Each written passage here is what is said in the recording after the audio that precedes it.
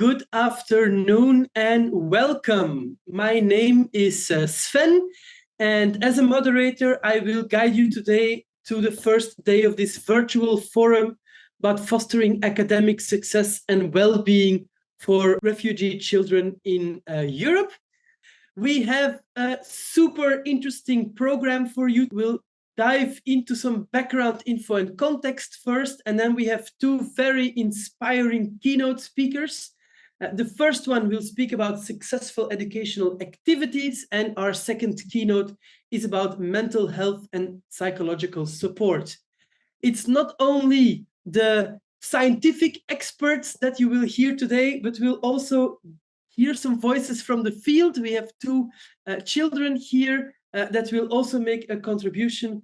And then we'll end with a case study about how to work with co-creation in reality. That's on our agenda today. We would like to invite you to share about this project. We have a number of hashtags for you. The first one is hashtag Refuge-ed. That's the first one. The second one is hashtag successful education actions. And the third one is hashtag MHPSS. So please use those hashtags, share about what is going on here, spread the word, and we'll also be able to follow this on the social media platforms and see what the conversation is there about our topic of today. So let's get some participation going. And we have a Mentimeter on the screen that you should be able to see now. And there's a QR code there. If you scan this QR code with your phone, you will be guided to our Mentimeter platform. And there will be two questions there. Well, the first one is an open question, and that is just, where are you from? So fill in the Mentimeter and let us know where you are from. We have one person from Ireland. We have a number of attendees. Belarus is also present here. Ecuador, wow, the other side of the ocean for me. We have Spain. What else is there? And Australia. Oh, wow, that's really on the other side, at least for Belgian people, and that's where I'm based. Denmark, that's close by. Welcome. And we have two people from Denmark already. More from Spain as well. We have some diversity. Louisa, where are you based? Did you already fill in the Mentimeter? Okay, good. So we have the majority of people from Spain, but we also have Denmark, Ireland, Italy, Belarus, and then across the ocean for us Europeans, Ecuador, and on the other side of the globe for us, Ireland, not Ireland, of course, that's on our side or my side of the globe, Australia. And we also have some Italy joining the meeting right now. We can go to the second question. And the second question is, what is your role? And you have a number of options here. Are you a parent? Are you a teacher? Pedagogical support staff, a policymaker, researcher, student, community member, volunteer, or an NGO worker? And let's see, we have some pedagogical staff here. We have a researcher, we have students, and we have two people from the NGO sector. The researchers are actually growing in numbers as I speak. And we have three people that identify as a researcher. Of course, we make you pick one here, but it might be that you have several roles. I know some researchers that are also active in NGOs, for example. And there's more diversity coming up here. You can pick also several roles. We have parents, we have two teachers, researchers 5, 2 students, community member, and still 2 NGO workers. So quite a good spread. Let's see, maybe we get some policymaker and volunteer popping up later in the session.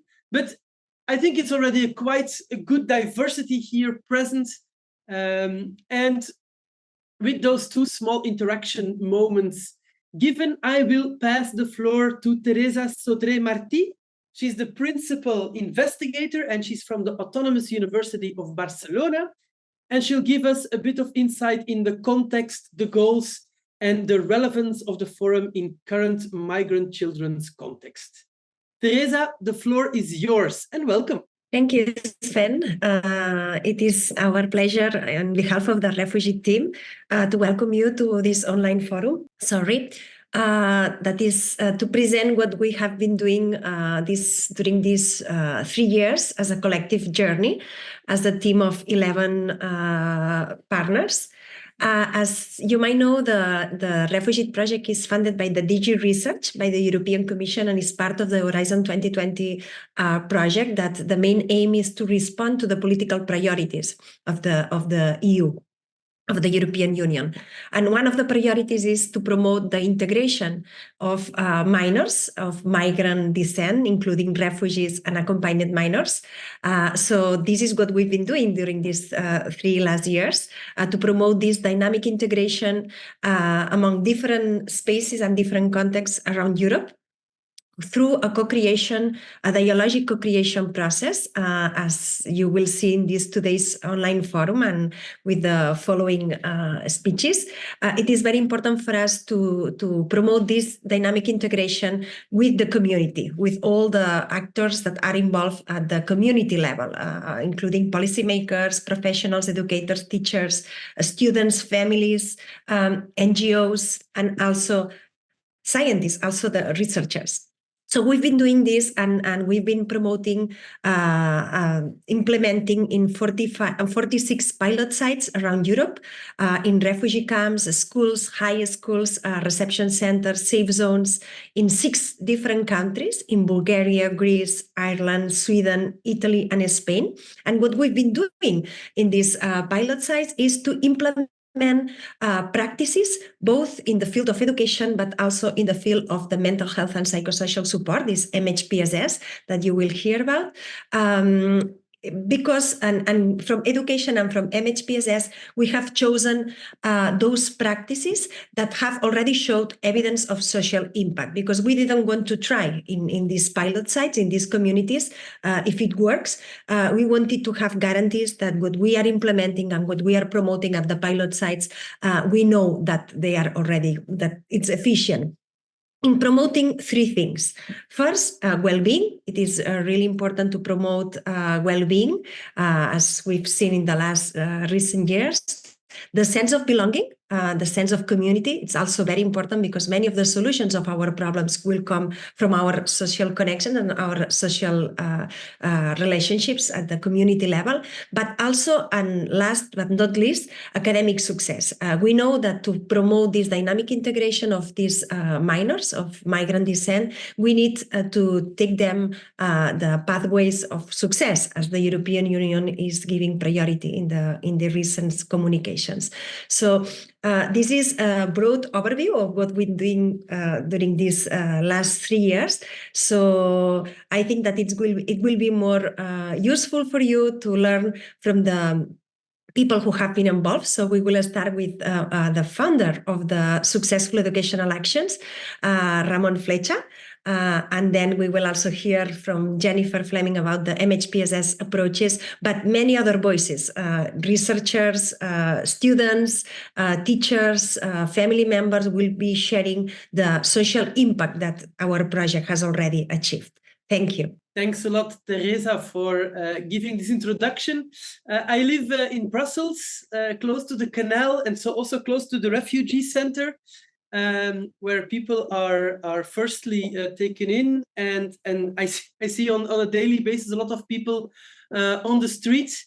And so indeed, I completely see the need for this integration in society as a step forward. If you live on the street, if you don't have the conditions, if you don't have the support, it's really difficult to actually make it in the new country where you have arrived. So so I'm really happy to see that you are working on this, not only in theory but also in practice and experimenting with different ways of dealing with that.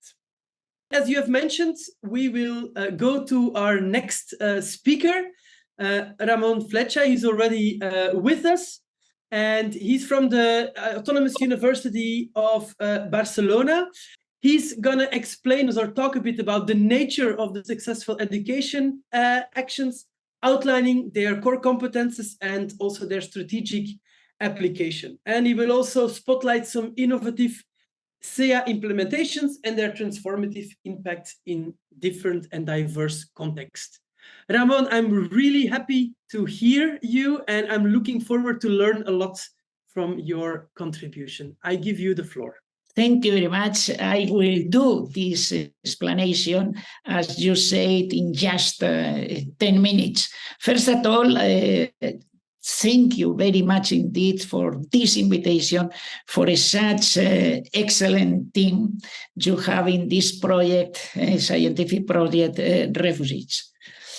13 years ago, the scientific program of the European Union, what we call now Horizon Europe, but also other international scientific programs in the world were at stake. The complaint of citizens and the complaint of policymakers was that sometimes it's more useful, they said, to give 3 million euros to refugees directly or to poor people directly than to give them to researchers that cannot give us any evidence of how these resources they have used are in benefit of the lives of those refugees, of those poor people. This means that was at stake not only this field, but at the end, in the 10 years ago, was at stake the elimination of the whole program, also in health, engineering, and so on. So the DG Research selected and hired 17 specialists of the all sciences, different sciences in Europe, in order to find the solution. I was happy to be selected by the other specialists as the chair, and I led the solution through the idea of the dialogic society. The key point for getting not only maintaining this program, but also increasing the funding of this program was the two priorities you are seeing here and you are taking a lot into account in your project: social impact and co-creation. Social impact meant that this idea of evidence-based policy had not success at all. What we need is scientific evidence of social impact policies based in this scientific evidence that had demonstrated to give a benefit to the life of citizens. In the case of medicine, it was very clear. Kathleen Carrico and colleagues developed scientific evidence of social impact in the case of, for instance, the new vaccines. But in other fields, like education and social science in general, was not clear at all. And what was named scientific evidence 10 years ago, for instance, in education, were just, in most cases, diagnoses and theories and practice that have never improved the results in any school. So the idea of scientific evidence of social impact, in the case of education, the name is successful educational actions. Those kinds of organization of the classroom or the organization of any activity of the relations among students in order to overcome bullying, that have scientifically demonstrated that any school implementing them have the best results, the best improvement of results, as you are seeing in this case in one school, with poor people, some of them poor refugees, and so on. but not only in these schools. Successful educational actions are now implemented in more than 50,000 schools in different contexts in the world. Successful educational actions are successful educational actions if they get the best results in any kind of context. And for that, we should do it properly, exactly as they were investigated and created. We cannot take the vaccines elaborated by Carico and colleagues and do it in our own way. This is terrible. This is not ethics. This is not science. This is not improving the life of citizens. Should be done rigorously, and they have demonstrated to have this kind of social impact of improving of lives of citizens. For instance, interactive growth is one of those successful educational actions, as you know. It consists if you have 28 students in your classroom, to organize them, for instance, in 4 groups of 7 students, heterogeneous groups, with people from different cultures, from different conditions, from different socioeconomic status in the same group, from different levels of learning, and to promote the learning among equals, from one to another, them, and how to promote it more successfully. If the teacher gives the floor in order for adult people, for instance, family members, come into the classroom and each of them coordinates the interactions amongst students in one of the groups. Doing this organization, we have an improvement of results incredible, the best of the world, and refugees, even the most poor, the poorest refugees, have from this organization the same results in English, in mathematics, in music, that the most upper class students of the same regions, of the same communities. But for that, we should use theories as a base that have demonstrated to create this social impact. For that, the theory of dialogic society is very, very prestigious among top scientists. And for instance, Carico likes a lot this kind of theory. The theories we have 13 years ago, liquid modernity, postmodern society, post-industrial society, never have got any improvement of results if any kind of schools in the world. And those top scientists, as the Nobel Prize of Medicine, Harald Thurhausen, was in some years ago very worrying a lot. He didn't know, and he wanted not to wait until having formal statistics if it was more efficient the yearly revision of any citizen or the vaccine, papilloma vaccine. Through the methodology of social impact of social media, we could demonstrate the benefits and the inconvenience of each of those alternatives very quick and very cheap. But for that, we should differentiate what social impact is. Social impact is not to discover the vaccine or discover the interactive groups. This is the first step. The second step is dissemination, to get citizens and organizations and governments know this successful action. This is not social impact yet. The use of citizens and organizations in schools, in this case, of this knowledge, of these successful actions, is not yet social impact. Social impact is only the improvement of learning, the improvement of emotional development, and so on, of the students as a consequence of the implementation of those successful actions. For that reason, successful educational actions have been the model for this solution of the scientific program of the European Union. It was taken as the model we should implement in social science.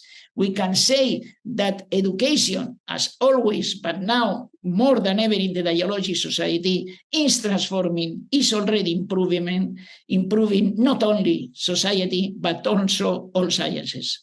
Thank you very much. Thanks a lot, Ramon. Very inspiring talk. I take with me that social impact is only there when there's really a measurable improvement of learning and well-being. And that should be the measure to check if it's really happening or not. So thanks a lot for your contribution, and see you around. We will move on with our next keynote speaker, and that is Jennifer Flemming from the MHPSS Collaborative, and she will speak about the role of mental health and psychological support in bolstering the mental health and psychological well-being of migrant children. Presentation that she will be giving will also shed some light on how MHPSS facilitates effective learning by helping children to navigate and overcome emotional and psychological challenges that are often associated with migration. I can only imagine if you have to move from your home country to some other place where you don't speak the language, where you don't know the cultural norms, it must be incredibly difficult. So I'm very curious to hear what you have to say about it, Jennifer. Welcome, and I leave the floor also to you. Hi, thank you so much. As I said, my name is Jennifer Flemming. I am an applied researcher. I focus largely on education and education policy, education in emergencies and in humanitarian contexts, and with a particular emphasis on holistic approaches in education. And this includes the provision of mental health and psychosocial support to learners globally. I'm very happy to be here and for the opportunity to share with you some reflections on the relationship between mental health and psychosocial support and education today. Throughout my talk, I'm going to share a series of quotes from research with learners, teachers, and caregivers. They've been shared over the years and across many projects around the world, and they kind of highlight the role of education and schooling in terms of supporting learner and teacher well-being. So I'll start with a quote from a 13-year-old in Greece. "Education is my right. It is my pathway to a better future. It is where I feel like my best self. I know when I am in school, I am safe and supported. I can be me." So at its best, education is holistic. It's about supporting children in a safe, nurturing environment in order to help them grow as humans, to develop social, cognitive, and emotional skills, and to chart a life path where they have agency and feel empowered in their decisions and their roles in their community. School is a place where children connect with one another, develop relationships of trust and communication with teachers, and are prepared with skills and hope for the future. So as we all know, education is about so much more than just academic learning.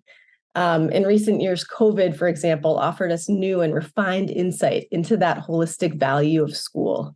In 2020, schools shut their doors for undetermined periods of time, and children around the world were suddenly and indefinitely isolated away from their peers, from their teachers, and from the environments that engaged them with learning. Education systems, including national governments and actors, international organizations, and community-based groups as well, made huge efforts to assure minimal learning loss for children during that time. And much of this was accomplished through distance learning and eventually catch-up strategies that significantly reduced that learning loss. Importantly, though, what we saw during that time was the impact on learners of being isolated away from these protective environments and the relationships that were fostered through school attendance. We saw overwhelmingly the children benefit from being in school, and that central to their education are the myriad of other non-academic experiences and services that schools provide from them. So from a teacher in Colombia, my job as a teacher is to encourage the growth and potential of each of my students. I have to recognize the individual needs and personhood of every child and assure they feel supported in learning and growing. I think we can all remember a teacher in our life who made a particular lasting impact on us. And I'd actually like to ask you all to take a moment to think about that, to picture the face or the voice of a teacher who made an impact on you at some point during your life. I know that when I do this, I find myself vaguely remembering an interesting or inspiring lesson or a book, but so much more, I'm conscious of the way that that teacher made me feel. We all know that teachers do so much more than teach. They make us feel seen, supported. They encourage us in ways that are inspiring and motivating. Teachers serve as a consistent and significant adult in the lives of learners, and often as a key protector in terms of noticing and identifying unmet needs of those learners. So in many contexts, teachers offer critical psychosocial support to students that is well beyond their training and pay grade. Similarly, schools serve as an important access point to children in a community and as a way to assure that children's protection and welfare are accounted for. Children worldwide receive meals, access to hygiene products, and other unmet basic needs in school. Teachers, school counselors, and other education staff identify children with unmet basic needs, including those related to their physical health, mental health, and their overall psychosocial well-being. Schools are a crucial access point to identifying and providing early interventions for children, and especially those who face multiple stressors in their lives, including the provision of mental health intervention. The effects of mental health problems present in children and adolescents can persist through to youth and then adulthood. 50% of all mental disorders appear by the age of 14. Children who have been exposed to severe adversity or trauma experience a physiological stress response that impacts cognitive development. Learners with mental health problems achieve lower levels of educational attainments and also struggle in building healthy communication, social, and relational skills.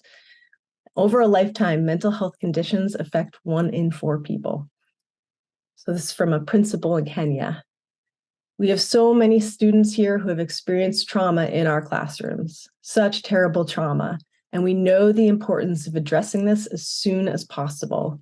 We want to be able to respond to these challenges, to have the capacity within the school to help and support these children to heal. We are the direct line to these children and to their parents, but we do need support to better provide appropriate and effective services. A major challenge in the field of MHPSS and education, and specifically for children in adversity, displacement, and for refugee children, is that the evidence base on what works is actually still very young, and it takes time and investment to understand how and why interventions work. This is additionally challenging for the broader approaches that are considered under the umbrella of psychosocial support. We still have so much to learn and to understand in order to support actors across all of the education system. And this includes governments and ministries making commitments to mental health of learners in education in both policy and continued funded support, all the way down to the classroom level, for example, through supporting teachers in their own mental health and well-being in order to assure they are in turn able to provide effective support for children. What we do know is when mental health services are embedded in education systems, it creates a cohesive continuum of care that benefits both the mental health and psychosocial well-being of children. Children that have their mental health needs and well-being supported, responded to, and nurtured are in turn more engaged with learning processes and therefore often have better learning outcomes. MHPSS interventions in schools have been linked to improved concentration, reduction in disruptive behaviors, and increased engagement with classroom activities. By prioritizing mental health of children, schools are creating cultures of care and improving learning readiness in those kids. And also notably, according to UNICEF, the annual loss in human capital arising from the mental health conditions of children and adolescents 0 to 19 is over $387 billion US. A crucial aspect of prioritizing MHPSS is openly talking about it. This includes in the classroom, in the home, in regard to teachers and caregiver well-being too, and in both localized and national level decision-making and priority setting. Openly talking about mental health and psychosocial and emotional well-being can help increase mental health literacy in children, teachers, caregivers, and other relevant adults, which in turn can reduce stigma and make support more readily available. from a teacher in Colombia. I think this is the first time in 20 years of teaching that I have ever been asked about my own well-being. Thank you for that. I have many challenges to my own well-being. One challenge is that I must provide much support to my students, and they have very difficult lives. Sometimes I know I am not skilled enough to give them the support they need, and this has a very big effect on me emotionally. It feels overwhelming and too hard sometimes. Sometimes I feel depressed, and that makes my job very difficult. It's important to note that supporting children's social, emotional, cognitive, and psychological development is a process that is embedded in community approaches to education everywhere, and very critical for our global approaches and interventions to learn from and listen to the practices and the knowledge embedded in local communities. Children's health and overall well-being, in fact, are embedded in the social ecological context surrounding them, and it's essential to acknowledge and understand the relational and context-specific characteristics of that ecosystem. There are a myriad of enabling factors that promote the successful integration of MHPSS programming into education. I'd like to close by highlighting 5 key factors that persist in the evidence base about what works. 1, assuring mental health and emotions are talked about openly. Improve child, teacher, and parent literacy around mental health and the ability to recognize and respond to difficult emotions. 2, engaging parents and caregivers in mental health awareness and learning, and emphasizing community support for education or schools and how they play a key role in MHPSS service provision. 3, through supporting teacher well-being, in order to assure teachers have the ability to recognize and receive care for their own mental health needs. And also, this supports them to develop their capacity to respond to the needs of their learners in the classroom. 4, increasing access to MHPSS services through schools, including adequate numbers of and support to counselors and referral pathways that are understood and utilized. And 5, advocating for commitments to the integration of MHPSS in education policy and legislation. And this includes in curriculum and daily classroom activities. Children will continue to face increased levels of adversity in the coming years. This includes the stressors of living in poverty, continued displacement due to conflict, and the trauma of experiencing such challenges so early in life. The climate crisis will bring increased displacement, as well as an entirely new set of mental health challenges due to ecological change and devastation. So we are at a critical and opportune moment to stress the value of education as a key pathway for bringing children, families, and communities support in their overall mental health and well-being. Thank you. Thanks a lot, Jennifer. It was really powerful to hear those quotes from real people.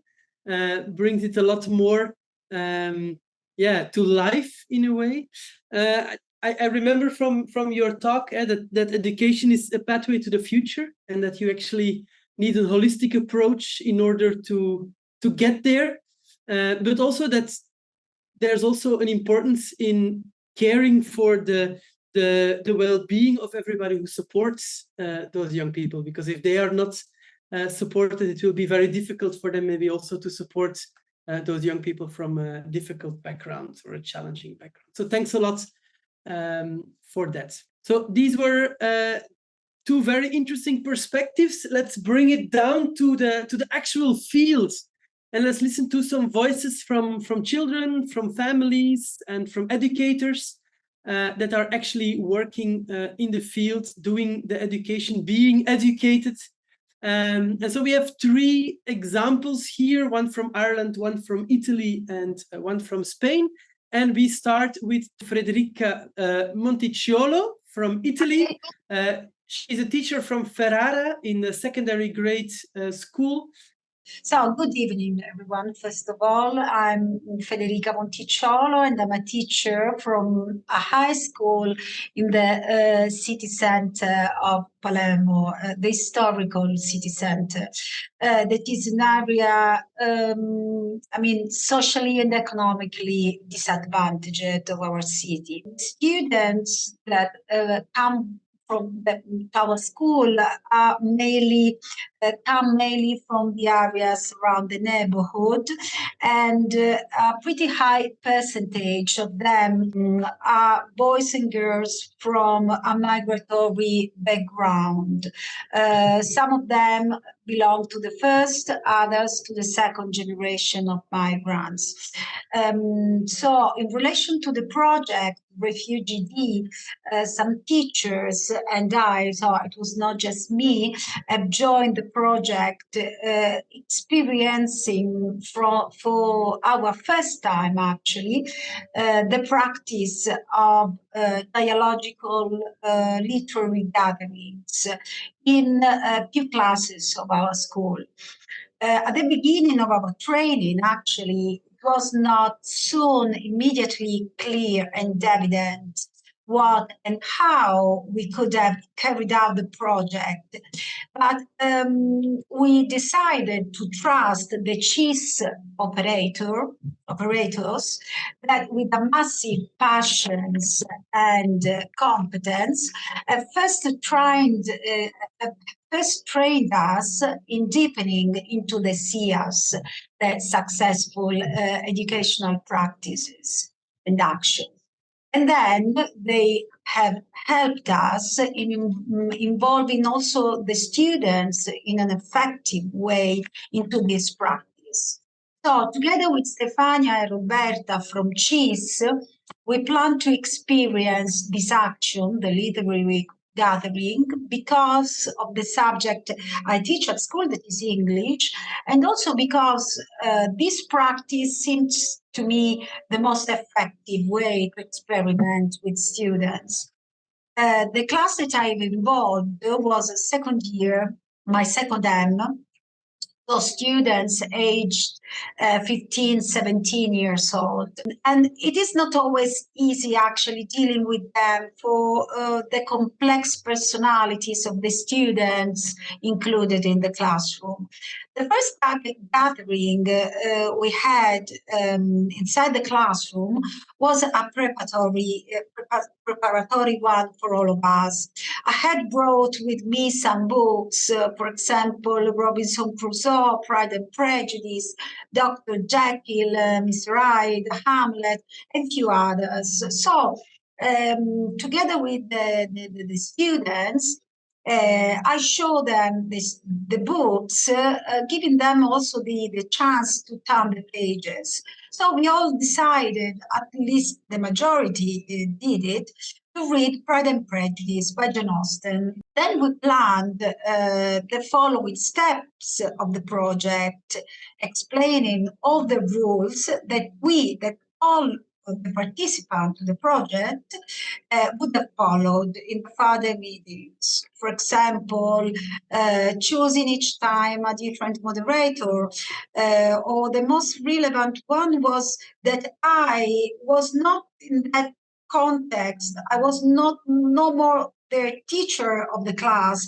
but in that case, just a member of the circle that we created each time. Respect, listening, and mutual listening and flowing of thoughts were our keywords.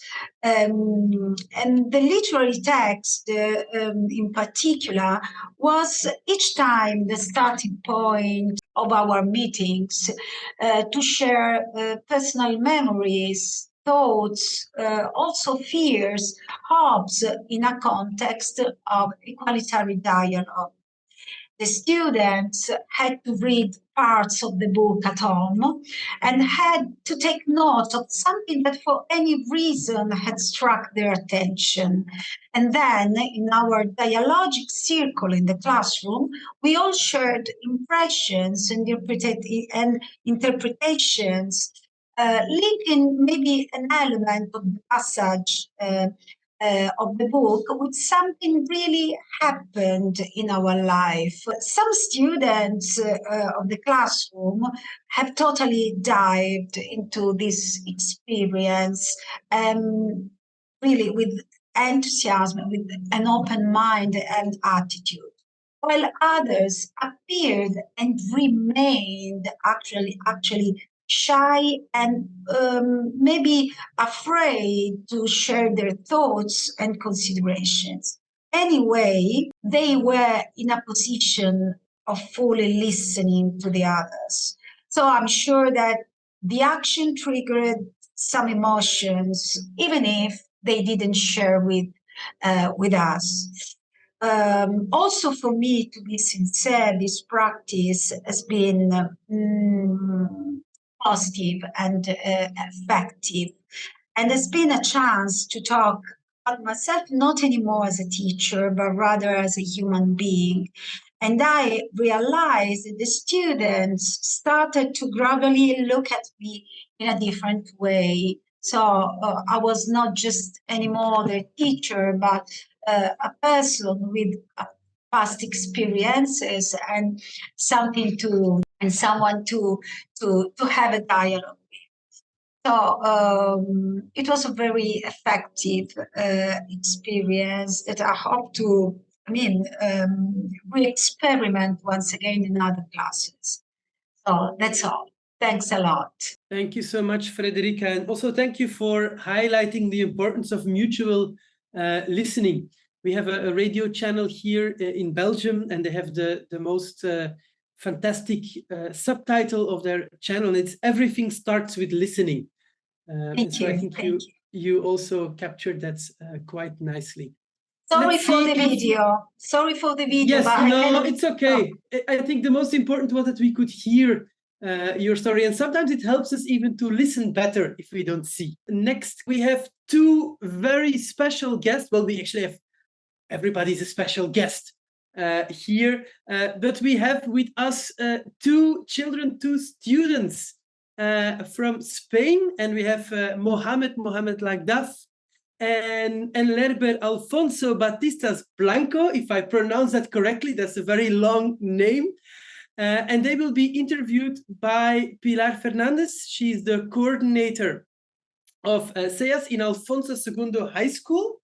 And as I've mentioned in the beginning, the conversation will be in Spanish. So if you don't master Spanish, please go down to the bottom of your screen, click on the interpretation button, and then select English to fully follow this undoubtedly very interesting contribution. Pilar, Lerber, and Mohamed, the floor is yours. Welcome, and I'm looking forward to hear what you have to say. Hello, everybody. Today, I'm just asking questions, so Mohamed and Lerber will be answering. Empezamos contigo, Mohamed. ¿Quieres presentarte? Sí. Venga. Hola, me llamo Mohamed, tengo 13 años y estudio segundo de la ESO. Nací en Argelia, aunque mi familia es del Sáhara. Así que en casa mi madre a veces habla árabe, pero también hablamos español, sobre todo entre los hermanos. Y bueno, para acabar de presentarme tengo que decir que todo el mundo me conoce, que todo el mundo que me conoce sabe que me encanta el fútbol. Yo creo que se está viendo un poco, Mohamed, que tienes un papel ahí porque te has preparado muy bien, que lo leas, ¿vale? Tú sabes muy bien lo que quieres decir y por eso lo has escrito, pero puedes estar relajadamente y hablando conmigo incluso si quieres, ¿vale? Venga, pues la primera pregunta que te vamos a hacer, Mohamed, es cómo es el comportamiento del aula, de la clase, cuando se hacen tertulias o en la biblioteca tutorizada. Y también, Moja, si tú ves algún cambio en la clase cuando se hacen tertulias y en la biblioteca. Pues yo veo que hay un cambio bastante grande, muy bueno también. Y la verdad es que las tertulias yo noto que hay que siempre muestran más madurez en todo, en cómo se portan y sobre todo en la forma de expresarse. En las tertulias todos se sienten seguros de lo que van a decir. O sea, y también los grupos interactivos, porque saben que nadie se va a reír de ellos y tienen la libertad de decir lo que quieran. El cambio se ve enseguida. En cuanto uno dice una cosa buena o bonita, pues la mayoría se activan y pues empiezan a hablar mejor, a tener mejores resultados. ¿Y en ti mismo ves ese cambio también, Mohamed? Sí, bastante. ¿En qué sentido? Pues igual puedo estar ¿Nervioso? Pues siento que cambio mucho a la hora de expresarme, a la hora de hablar y decir cosas. Genial. Muy bien. Y cuando haces tertulias, ¿tú cómo te sientes, Mohamed? Pues me siento bien al ver que el grupo pues mejora y me gusta también ver cómo empiezan a mejorar todos de repente, porque uno diga una cosa buena o haga algo bueno y aprendo mucho de la gente que dice, o sea, de ejemplos que pone la gente, que los problemas que han tenido, que tengan algo en común con el libro, pues con lo que estamos leyendo, el texto. Y pues de ahí se aprende mucho también, porque tú puedes que haya alguien que ya haya pasado por ese problema y pues lo cuente en la tertulia y pues te sientes bien. Genial, Mohamed. ¿Y puedes poner algún ejemplo de esos problemas que tienen que ver entre tus vidas personales o de las de tus amigos con alguna de las lecturas que habéis hecho en tertulia? Pues Oliver Twist, por ejemplo, Romeo y Julieta. Y ¿Qué te enseñaron esas obras? Oliver Twist, sobre todo, que no tengo que, o sea, que siempre, ¿Y de Romeo y Julieta? pues que el amor pues podía resolver muchos problemas. Pero se acabaron muertos los dos. Entonces, ¿cómo es eso? Bueno, pues resolvieron los problemas entre sus familias y los problemas que tenían. Vale, pues muchas. Vale, seguimos. Entonces te voy a hacer una pregunta más sobre la biblioteca tutorizada. ¿Vale? ¿Tú vas a la biblioteca tutorizada o has ido? He ido. ¿Y te ayudó la biblioteca? ¿Nos cuentas, sabes? Sí, me ayudó bastante, pero bastante, porque, bueno, voy a poner el año pasado, en el segundo trimestre, yo había dejado 3 asignaturas por mal comportamiento, mala actitud y pues que me juntaba con gente que no debía. Y en solo un mes y medio o 2, al estar yendo a la biblioteca, ya conseguí recuperar las 3, mejorar mi actitud y sobre todo o sea, tener una amistad con gente que casi no me hablaba con ella, porque ahí en la biblioteca pues te sientas con gente de tu clase y os ayudáis mutuamente a hacer cosas que pues a uno le puede costar más y a uno menos y así. Y pues de ahí se crea una amistad. Genial. ¿Y quién más hay en la biblioteca? ¿Estáis vosotros solos o...? Estamos con voluntarios, con profesores jubilados del centro y pues eso ayuda mucho también, con gente que sabe muchas cosas y te las puedo enseñar. ¿A ti en qué tal es? En matemáticas y biología. Genial. Vale, porque claro, estás en segundo de la ESO y segundo es un curso un poco difícil, ¿eh? Entonces, cuando pasan cosas malas, ¿no? Cuando hay a lo mejor algún conflicto en la clase, ¿cómo hacéis? ¿Cómo lo resolvéis? Pues, a ver, siempre vamos a tener conflictos, pues, a ver, las personas siempre tienen defectos o momentos malos y siempre no haber una persona que sea siempre perfecta, que no tenga conflictos con gente, pues ser malentendido, cualquier cosa. Y pues normalmente vamos a jefatura y contamos todo para que nos ayuden con el problema y para que nos ayuden. ¿Y esa ayuda en qué consiste? ¿Qué os piden que hagáis o cómo organizáis? Pues nos piden que hablemos entre nosotros y, y Y ya está. Vale, ¿y ese hablarlo entre vosotros os dejan solos? O sea, ¿lo habláis no, vosotros solos? ¿Os estamos ahí acompaña con alguien más? la jefa de estudio que nos ayuda a hablar pues, mejor. Vale, fenomenal. ¿Tienes algún ejemplo reciente?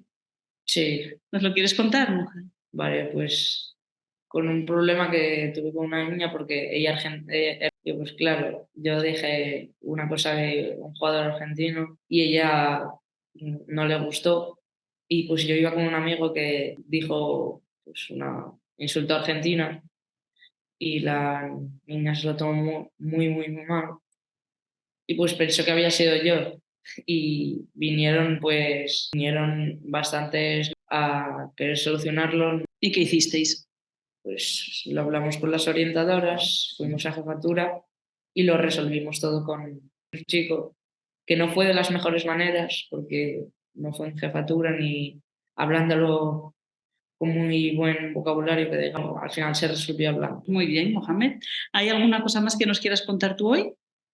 Bueno, pues, no. Dar las gracias por dejarme participar en esta investigación, que ha sido muy importante para mí y también en esta puesta en común con tantas personas de tantos países que quieren mejorar nuestra... Genial. Pues si te parece, ahora le cambiamos la silla a Engelbert para escuchar otra voz y otro acento de la misma escuela. Muy bien. Gracias, Moja. Eres una pasada. Qué gusto. Aquí este instituto es un tesoro porque está lleno de joyas. Okay. Joyitas. Muy bien, Mohamed. Gracias. Vamos ahora con Engelbert. ¿Te quieres presentar, Engelbert? Hola, muy buenas tardes. Mi nombre es Engelbert. Tengo 16 años y soy venezolano. Llevo aquí en España un poco menos. Bueno, solo un año. Bueno, un año y unos cuantos meses. ¿Y de todo lo que has encontrado aquí en el instituto, qué es lo que más te ha ayudado a adaptarte al centro? Una de las cosas que más me ayudan en el centro a adaptarme son la biblioteca, para tanto socializar como desde el... ¿Y por qué? En sí también nos ayuda desde el punto de vista social a socializar con nuestros compañeros y con otros compañeros de otros. También nos ayuda también desde el punto de vista socializar con personas, con los voluntarios, con los profesores o jubiladas que vienen. Fenomenal, muy bien. ¿Y los grupos interactivos y las tertulias, crees que te han ayudado también a la adaptación? Sí, los grupos interactivos son muy buenos, tanto desde el punto de vista para repasar lo que se ha visto en clase, también para resolver los problemas y las actividades que tenemos entre el alumnado. Muy bien. Cuéntame cómo es la clase, Engelbert, cuando hacéis grupos interactivos. ¿Qué es lo que más te gusta a ti de los grupos interactivos? Lo que más me gusta de los grupos interactivos es que nos dividimos en grupos. Normalmente nos dividimos entre grupos de 4 a 6 personas y cada grupo se actividad asignada por el profesor, cuya actividad se le entrega al voluntario, que el voluntario nos ayuda la explica si tiene conocimiento de ella o nos ayuda a intervenir en cuya actividad. Vale, ¿y qué es lo que a ti más te gusta? Porque nos has explicado muy bien cómo funciona, pero ¿te gusta? ¿Qué es lo que tienen de bueno? Lo bueno que tiene es que al trabajar en grupos más pequeños nos podemos centrar en... Vale, genial. ¿Y la participación de los compañeros cómo es? Se participa un poco más en un grupo de 30 personas. Normalmente siempre levanta la mano las mismas 5 personas. En un grupo más reducido tratamos de hablar todos a la vez para tener una idea en común para resolver la actividad. Ok, muy bien. Vale. O sea que ahí participan todos. Pero esa participación, ¿tú crees que es igual que cuando no hay grupos interactivos o cambia la relación entre vosotros cuando estáis en grupos? La relación cambia significativamente. Como dije anteriormente, cuando estamos en una clase común y corriente, el profesor explica a la clase y no como cuando lo hacemos en grupo que normalmente tomamos las ideas de diferentes personas. Relación entre vosotros, no de dónde tomáis la idea, sino cómo os tratáis, cómo relacionáis, el vínculo que se genera, si es igual en una clase normal que en grupos interactivos o no. A ver, nos tratamos diferente nos relacionamos, digamos, de diferente manera hablamos más entre nosotros, eso sí es verdad, hablamos más entre nosotros, mientras eso cambia significativamente. Fenomenal. Oye, un rato de los voluntarios, ¿qué hacen los voluntarios en el aula? ¿Cuál es su papel? Su papel fundamentalmente es de portavoz e intermediario.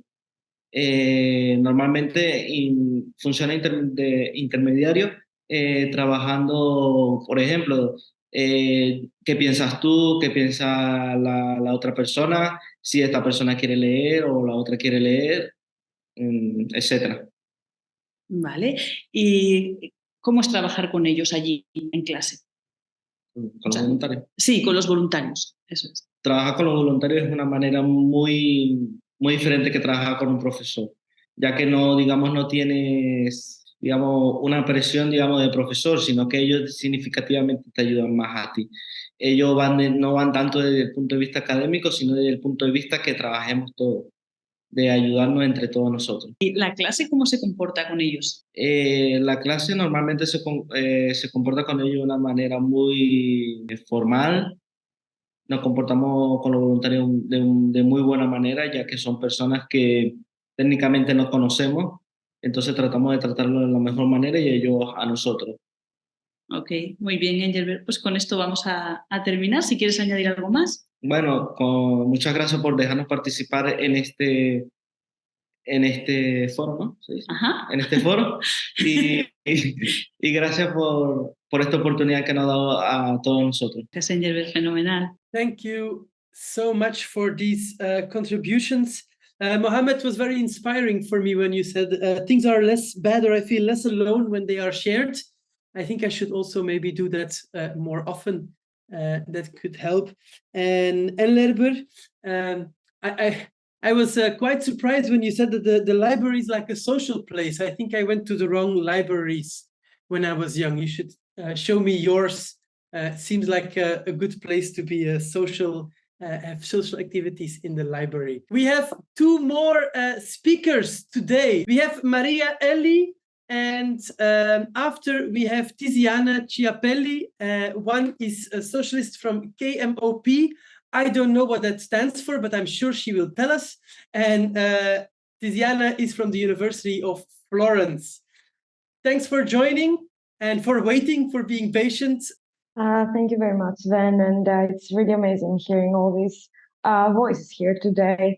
So I am Maria Refugee-ed. I am a sociologist and a member of the Refuge-ed great team, and I do represent KMOP, Social Action and Innovation Center, that we have been working for these 3 years on the implementation of the project. And during this time, co-creation was an essential part of our action. And this was in terms of involving the beneficiaries in as many procedures as possible and collaborating with them to have an inclusive and individualized approach. So in this sense, just to brief you on this co-creation and the meaning behind it. As a first step of our interventions, we conducted a needs analysis of each participating pilot schools to identify potential gaps and points that we should focus on. And then these results of the needs analysis were shared with the pilots along with the successful educational actions and mental health and psychosocial support practices that could be implemented in the school. So based on these, on the data that we had and the suggested practices, we then co-decided with each school which practice would best fit and benefit their community. So bearing in mind that we have similar contexts in the Greek schools, the main successful educational action that was selected was dialogic literary gatherings, along with some others as per school, different per school. And this was because we were aiming to include the entire classroom in the intervention, supporting the elimination of conflicts that we've seen during the research, and enhancing the students' progress, sense of community, sense of belonging. And to also support this objective, we also introduced the MHPSS practices.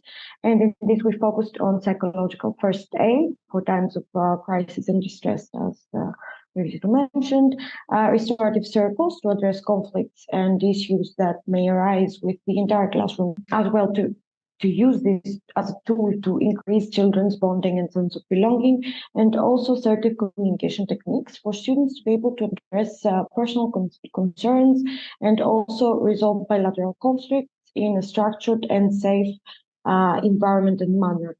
So upon the selection of practices, we organized trainings for educational professionals to be prepared for the implementation. So our main point, and that was firstly for the co-creation on the procedure, but also we have this co-creation of methods in the project. So we do know that SEAs and MHPSS practices have been proven to have a very positive impact when applied separately, but we have noticed that the benefits greatly increase when these are combined.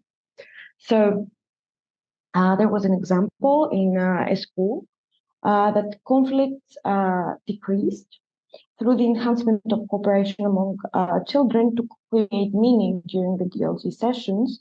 And then specific issues that arose during these sessions were later addressed through MHPSS practices, and this helped a lot. However, the positive impact of this combination of practices did not end in resolving conflicts, but expanded to many other examples, including the cultivation of further discussions on key points that children wanted to discuss.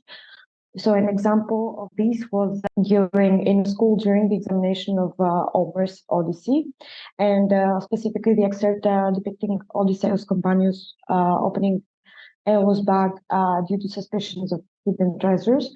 Students from this primary school were firstly introduced to the concept of suspicion, that they haven't heard the word before. And this occasion prompted a discourse on the acceptability of harboring suspicion towards our friends and the appropriate methods to respond to that and also situation. Then the discussion progressed very organically, and children started sharing personal experiences and perspectives on the subject. And these, as also stated by the teachers, would not have been possible without these combination of practices. And also, very importantly, some children also had the chance to share their feelings regarding this thematic with their classmates and also resolve old conflicts that they have not been addressed before. And another characteristic example emerged from another primary school where a student's parent was severely ill, and the teacher felt the need to further support the child. So we started discussing ways on how this could be integrated in the SEAs and MHPSS interventions.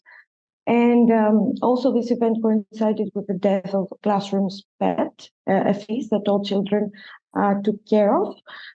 So we used, the teacher used the myths that addressed this matter. And after exploring the excerpts selected by the children, then the teacher continued with MHPSS to further support the child. The children in general and the specific child, but also in this case, psychological first aid also assisted the teacher in feeling more confident and being able to better support students in dealing with their emotions in times of crisis. And also, of course, this was a part of the co-creation procedure.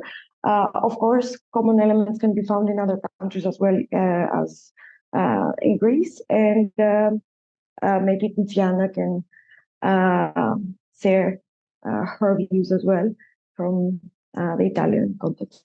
Thank you. Thanks a lot, Maria, for your insights, also for keeping it short as we are a bit out of time. But I think you did well in summarizing what you had to say. Thanks. And Tiziana, I think you also have something to say about co-creation, right? Yes, about co-creation, but also the effect regarding what happened in Italy. Because, you know, in Italy, we operate sometimes in very difficult neighborhoods. So it was very important, first of all, to have a good relationship with all the local stakeholders, meaning the local administrators, but also school director, teachers, and families, of course. So this process was very, very important for us, and also a little bit difficult at the very beginning, because they were not used to involve everybody in this process, especially schools. We operated through, and I'm speaking also on behalf of SEAs, who is the local partner in Sicily, and I'm from the University of Florence. So this was already a co-creation of the process, because, you know, our perspectives can be also different. I'm from an academic background, and my point of view of the one of a researcher, more than a person who implement directly actions. On the other side, we had the SEAs, who has a very great, huge experience in activities on the field, and also very, very good educators, tutors, and coordinators. That was a very important point to start to work with the local communities. So first of all, we contacted schools and also migration refugee centers, and this was our first contact in order to conduct what Ellie already explained was the first step for the need analysis, which is essential. And this is the first step for every co-creation process. And of course, this allowed us to understand what was the specific point, or what was the priority of a school, of a classroom, or also a center for unaccompanied minors, etc. And working on that, we train ourselves with the help of all the partnership of this wonderful project. And that was, again, another step of the co-creation process, because, you know, we exchanged our competencies. We train each other in order to be able to apply at the best what is the core of our project. So MHPSS and also SEAs, because not all the educators, for example, not only the teachers, but also the educator of our organizations already were able to apply them. So after that, we decided what was the best activities we can do in each situation. And in particular, I want to share with you a couple of examples. The first one is regarding the interactive groups, and you have heard already something about that. But I think it's important for us because it was like how can I explain you? To allow families and in general people from the neighborhood from one side, and from the other side the school, to meet for a common aim. And this was very important. I don't know if you are aware of how the interactive groups works, but it's a way to organize the classroom. In particular, interactive groups, it's a form of organization in which the class is organized in 4 heterogeneous groups of students, and in each of them there is an adult, a volunteer from the neighborhoods, from the families, for the community in general, who is there promoting learning interaction. Of course, the teacher has a very important role, the one of preparing all the activities. Usually they last more or less 15 minutes. And then every 15 minutes, the students change their the activity of the places where they are, the table where they are staying. And here there is the real interaction among students, adults from the community, or mothers in particular. We involve especially mothers and teachers. So from the parents' point of view, we also succeed in involving people of the local community, but especially matter for from migrant refugee backgrounds. And for them was really the very first time they entered the school as protagonists. They felt welcomed, active, and also useful for the community, and in particular for the class of their children. But at the same time, they also understood better the school system and learned Italian language, because they have to practicing it with the students, with the teacher, and the other mothers and volunteers.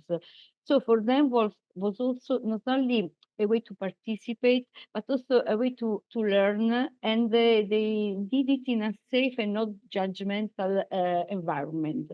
From the teacher point of view, also, it was very nice because at the very beginning, they were a little bit afraid of this kind of activities because they had never involved external people, external from the school in their classroom. And then they told us that they really appreciated the support of the other adults and also of the educators and all the partners of the project through the training. And also because the mothers and in general the volunteers had a role of observation. So they provide the teacher with the different insights on interpersonal dynamics inside the classroom, because also they used their cultural knowledge. So that was like a discovery for them. They can their students can be observed also from other point of view. Then also from the students point of view. So they told us a lot of very nice things, like I was not only supported, but also all the group helped me in achieving the result. And I also we try, of course, during these activities to create activities that were both challenging, but also at the same time something that can help them to improve the learning of the subject they had at school. So they felt like their competencies had improved, but in a very in a way that also supported them in their interpersonal relationships. Thank you so much. Wow, in an hour and a half, we got a lot of input and information, different perspectives that were all very interesting. Who was also listening carefully was Joyce. We had some scientific insights to begin with. The role of the teachers in mental health, and indeed that we can only speak of a success when we actually see a change in what is going on. Then after, we also had our 3 stories from the ground, the importance of making people feel included, debates in the classroom, and also in the library, I learned, in order to solve problems, and the importance of mutual learning. And then lastly, we talked about the co-creation, the different needs analysis that are really important, and also the training. Sharing emotions is definitely a crucial aspect.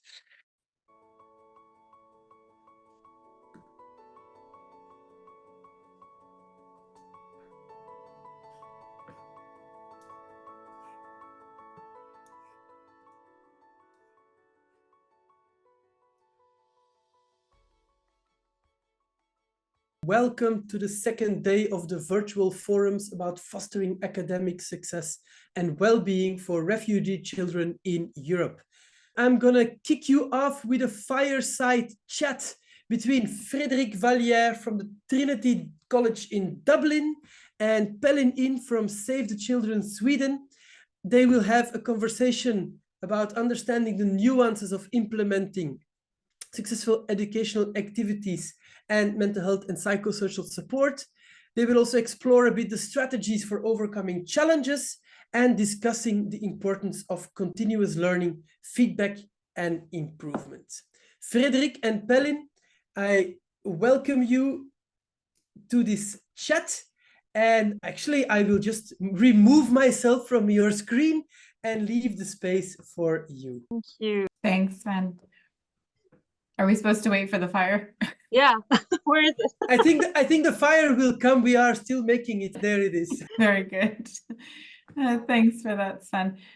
So maybe just to give a little bit of context. So in the Trinity College Dublin, we had one site only, one school located in kind of Dublin's North City, which has a very kind of heterogeneous student population. And I can talk a little bit about how that changed quite quickly in March of 2022. But maybe, Pelin, if you want to give some background to the sites that SAVE was working with. Yeah. Yeah, so SAVE also only worked with one pilot site, and it was in a meeting center in the city of Gothenburg. However, from Sweden, we had three pilots in total. 2 was from Support Group Network. Christine today is one of the teachers that is going to speak, that the volunteers that was at the asylum camp in Vänersborg, which is another city. But my main focus will be on the Save the Children Sweden site in Gothenburg, and it was a meeting center, yes. And I'll give some, I suppose, practical examples or tangible examples from the school based in Dublin in Ireland here. So I suppose one of the first things that we were asked to speak about is just, how do we go about understanding the nuances, so both the challenges and the benefits of implementing the SEAs and mental health and psychosocial support within these different contexts. So I don't know, Pelin, do you want to start on giving some of your experience working in your sites in terms of the main challenges? Yes, so we were with regards to the SEAs, we used the interactive groups and the DLG, theological literacy gatherings. And I mean, the implementing the methods part was actually quite smooth, I would say. But what was a challenge, which might be a general challenge for many projects, was to convince the school staff in the beginning of the project to actually go for this project, to implement the methods, and particularly in Sweden, where we have schools that are overwhelmed. There's lack of resources in general, and also many schools, especially those in so-called vulnerable areas, might even be project fatigue, and the reaction to a new project is like, oh, so we need to learn a new method, we need to get trained in it, and then we need to also implement it. They get overwhelmed, basically, which is why we in Sweden couldn't get into the schools, which is in itself a disadvantage, because when you're in a meeting center or in an asylum camp, the group of kids, they change, which makes it hard to see the effect over a longer period of time. So I mean, one recommendation for the SEAs, an optimal environment would be a school environment, I would say. But still, in this very short period of the implementation, we could see quite clear effects, like kids collaborating with each other more, talk to each other more, learn from each other, which is one of the main purposes of implementing the SEAs. And so this was really we could see the effects quite, we could observe them, not only through the service, but also by being there. And also what's quite good with the SEAs is that the whole point is to reallocate resources. It's to make the burden less on the teachers, because you invite the community to get involved, to contribute to the education. So this is also when I was talking about the challenge in the beginning. So if that could be explained in a good way in the beginning, maybe the teachers wouldn't be that scared. I don't know. So this is some takeaways we have from Sweden, how to really explain it in a proper way to not make them scared. Yeah, and I think that's definitely true even in a school setting. So, convincing the teachers, and I think initially the teachers were saying, well, we already have them work in groups and we already do these types of things. So, we don't need to do more of this.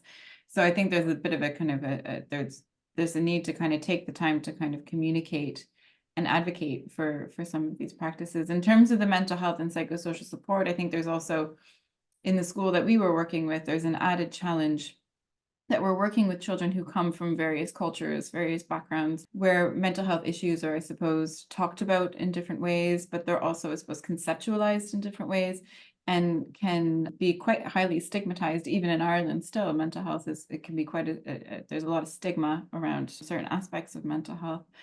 And I suppose for some of the children who may not be coming from maybe more Western or the global North, there's also the kind of, sometimes there's a disconnect between our kind of Western models of mental health care, and that these don't always necessarily align to, I suppose, the cultural experiences or expressions of mental health or psychological distress for children in other cultures. So, it does require a kind of very deep understanding of what are the various cultural norms and beliefs that are represented within your classrooms in this case. But it also kind of added this element of needing to kind of ensure, or at least look into training of things like cultural competencies for teachers. And also, I suppose, being aware that are asking ourselves, are we creating a demand or trying to kind of link students into services that may not be there? So we also had this kind of issue of, well, what is kind of an acceptable response, or what is an accessible response for children who might be experiencing psychological distress? And some of the language that we use around that as well, and just being kind of very sensitive to that. I suppose one of the things that we came across in our school was, so the mental health and psychosocial support intervention that we implemented was the psychological first aid, but psychological first aid is not necessarily an intervention in the same way that we had conceptualized the SEAs as being interventions. It's more of an approach, it's more of a kind of a method that in this case was applied to responding to children who may be showing signs of emotional distress, but it wasn't the same as implementing the SEA, where it was, okay, on Tuesday, we're going to bring all your desks together and you're going to do a group activity. It had a very kind of different feel to it. And it was more so applied on a kind of need or case by case basis. So in that sense, I think it was a little bit of a challenge for us in terms of the MHPSS component. Not with, not forgetting that we're also dealing with very different children with different backgrounds. Yeah. So I think those are some of the major challenges that we faced. Actually, regarding the MHPSS, I mean, I know, as you say, it's more like an approach perspective that you have in the background all the time, but actually in the Swedish side, we did this SEL training, and also for instance, we had some of the colleagues, me and another colleague, we were trained in team up, for instance. So we did actually quite also concrete MHPSS activities in our side, and that's also something we quite fast could see effects, because the kids could come, they recognize the moves, the activities, and they could the next time they could ask us, oh, could we do this again, for instance? So even with the MHPSS, we could feel that really clear, actually, because we were doing those concrete activities connected to MHPSS. I just wanted to bring that up. Yeah, and I suppose that just kind of shows the kind of variation in terms of the types of, interventions or approaches that were used within this project, and the fact that it wasn't just the same approach or the same SEA or the same MHPSS intervention that was used in each of the contexts. So I suppose maybe this does bring us really nicely, or dovetails really nicely into some of the points around, continuous learning and the need for feedback and the need to kind of continuously be kind of checking in with the teachers and parents and students around refining some of these approaches. I don't know if you had any reflections on that for the Swedish sites.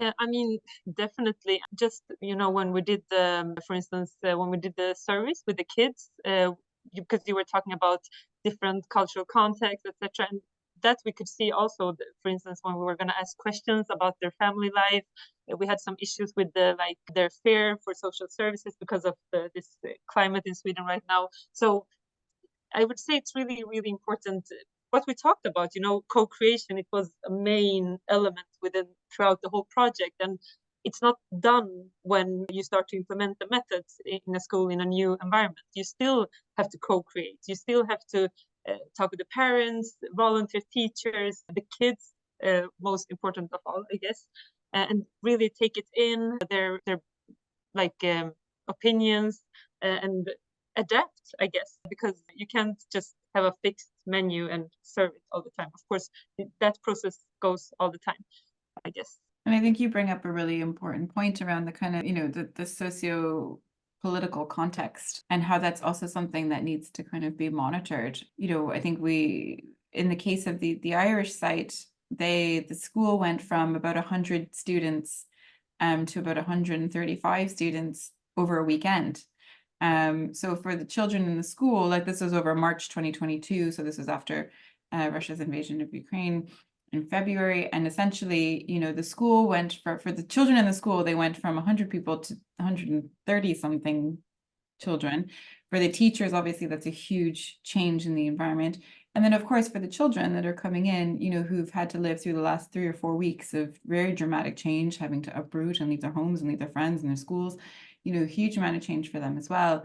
And I suppose that's, again, the importance of that continuous learning and feedback. We'd done the needs assessment already as part of the co-creation process. It didn't include any of these additional 30 children or their parents or anything. So all of a sudden, you know, we're asking ourselves, is the needs assessment even valid anymore? Or do we actually need to go back and do it again because the needs have changed, the context has changed? So I think you bring up a really important point in terms of as well the political context. I know it's a little different in Sweden, but at the beginning in Ireland, there was this huge kind of sentiment and outreach and outpouring of sympathy for, you know, Ukrainians coming into Ireland. And, you know, we've seen that change quite dramatically over the course of time. So if you imagine for these children, again, who are kind of coming into an environment, they're now facing again a very different context where, you know, it seems like Ireland is not as receptive as they would have been initially. And we also had a case where about 2 weeks before school closure, they changed the residence for all of these children from being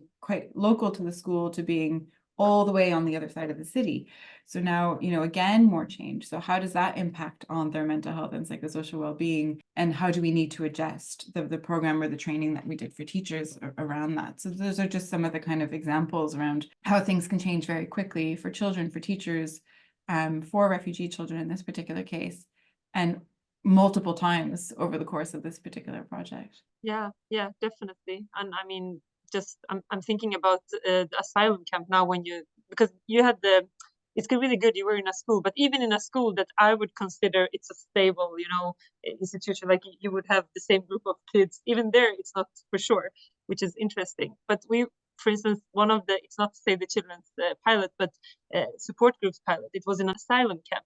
So, you know, the families, they change all the time, new kids with new experiences, and many of them might even have traumatic experiences, which would be very probable. So, I mean, in that case, I would say even that the MHPSS part becomes like more the ground, like you need to have that. You need to have some level of mental well-being before you can even start to, do the academic success part, which is with the C. So they're really like, what do you call it? Intertwined, like you need both.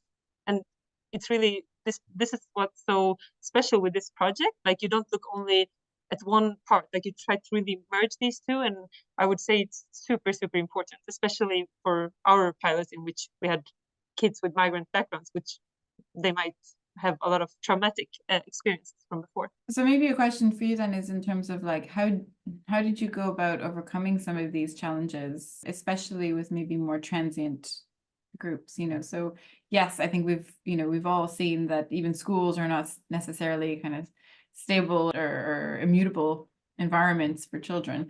But how did you guys address that in the context of where you have really high kind of turnover of families and children? Mm-hmm. I mean, for instance, when this issue, and now I'm talking about our pilot, when this issue about social services came up, because this is a very concrete like example of, you don't have the same availability, with the news, you get some information from internet and then you don't have anything to compare to, maybe no one to actually confirm with. So it becomes really big. And what we did together with TCD, actually, with you guys, we created a video that was really manageable, clearly stated, like, what's the purpose of this project? What are we doing here? What's the benefits of it? And really try to clear out. So this is what we're doing. We are not here to try to get to know if something bad happens to your kid at home, which, of course, at Save the Children, if that would be the case, we still have our routines regarding that. But that was not the purpose of this project, at least. So we really try to making information more available, not assume that, of course, we are Save the Children, we come here, they won't suspect that we try to do something weird here, but to really, really explain and to inform them about the purpose. So that was one thing. And then regarding the asylum camp, we have Christine here that is gonna talk about the experiences there, but I hope she will also mention how they created this, because I think they really worked a lot on creating this safe space, which is part of the MHPSS, I guess, or I know. And then they really tried to make the kids feel safe first before doing anything else. This is what I know from the asylum at Vänersborg. But you'll listen more to that with Christine later after us. That's great. Yeah, and I suppose that illustrates again the importance of kind of continuously checking in, because if you hadn't done that, you would have been attuned to the idea that actually people were quite skeptical of this, and almost to the point where this is actually a project that's seeing if we're taking good care of our children, and the fear of involvement of social protection services as a result of that. You're not monitoring what's happening in terms of, is this program acceptable to our stakeholders or our beneficiaries? Is it something that is being seen as potentially harmful or detrimental? Then the engagement automatically, would drop. I would say trust building. I mean, it was not maybe, it was actually part of the project because we had this co-creation process, etc. But I would say it's even more important than we could imagine, maybe, because trust building, that also never ends. You need to all the time, like, really reassure yourself that, okay, so they know my intentions. I know there's, like, you need to have this simultaneous understanding, rely on each other, and not assume again that, of course, they know that we're here for the good. So this was really, really important. I would advise, like, anyone that would try to implement the methods of this project to really work on that as well, to first build the relation and then maybe start to implement. Yeah, and what do we mean by co-creation? What does that look like? Because I think there's also, like, a lot of terminology that's kind of thrown around, which we need to kind of be able to communicate so people understand what it is that they're signing up for.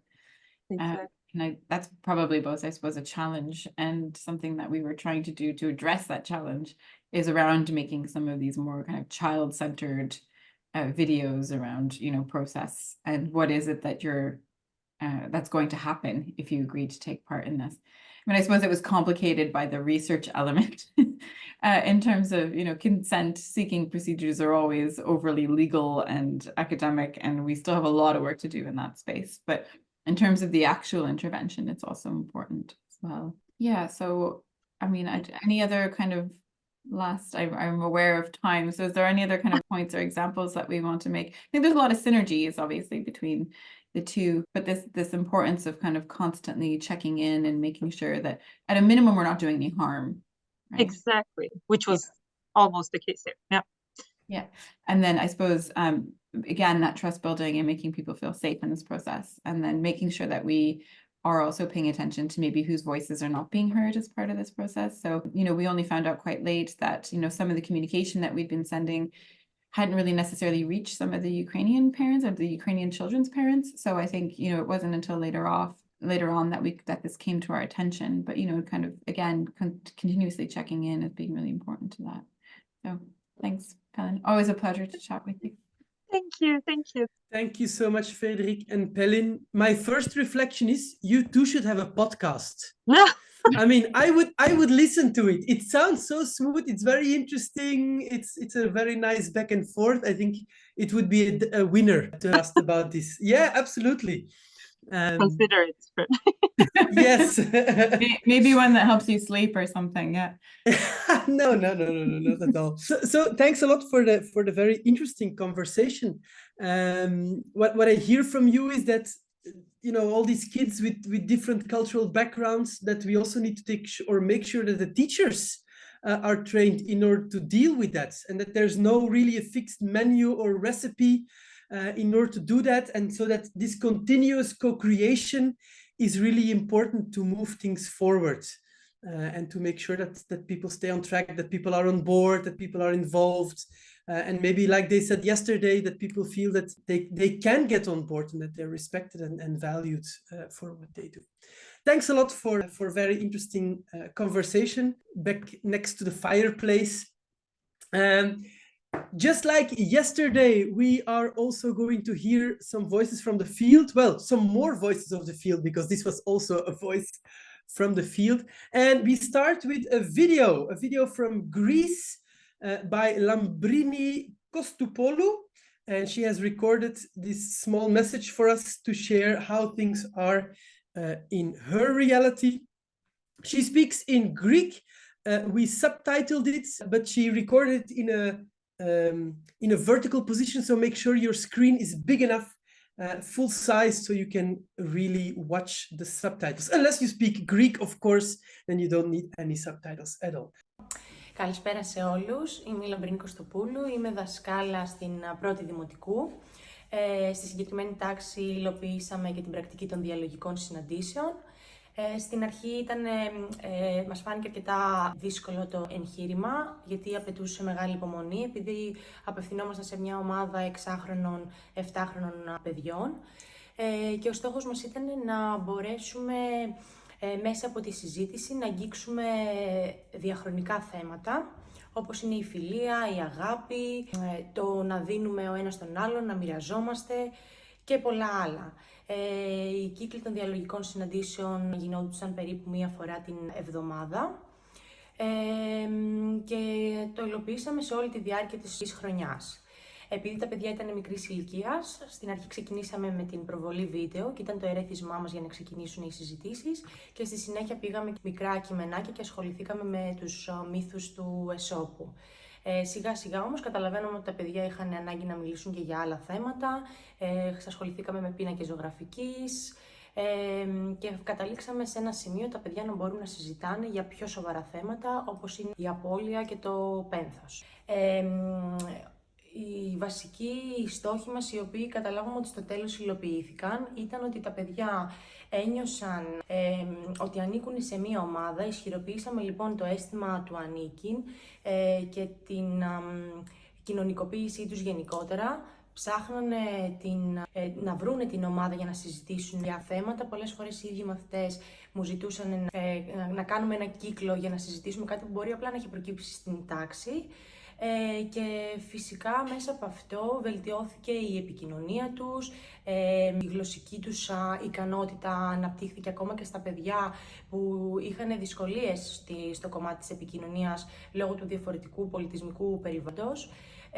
Το σημαντικότερο όμως και αυτό που κρατήσαμε για την πρώτη μας αυτή χρονιά είναι ότι τα παιδιά κατάφεραν να γίνουν μέσα από τις διαλογικές συναντήσεις μία ομάδα πραγματικά αγαπημένοι και ένιωσαν να ανήκουν σε μία αγκαλιά. Thank you, Lambrini, for sharing this message with us.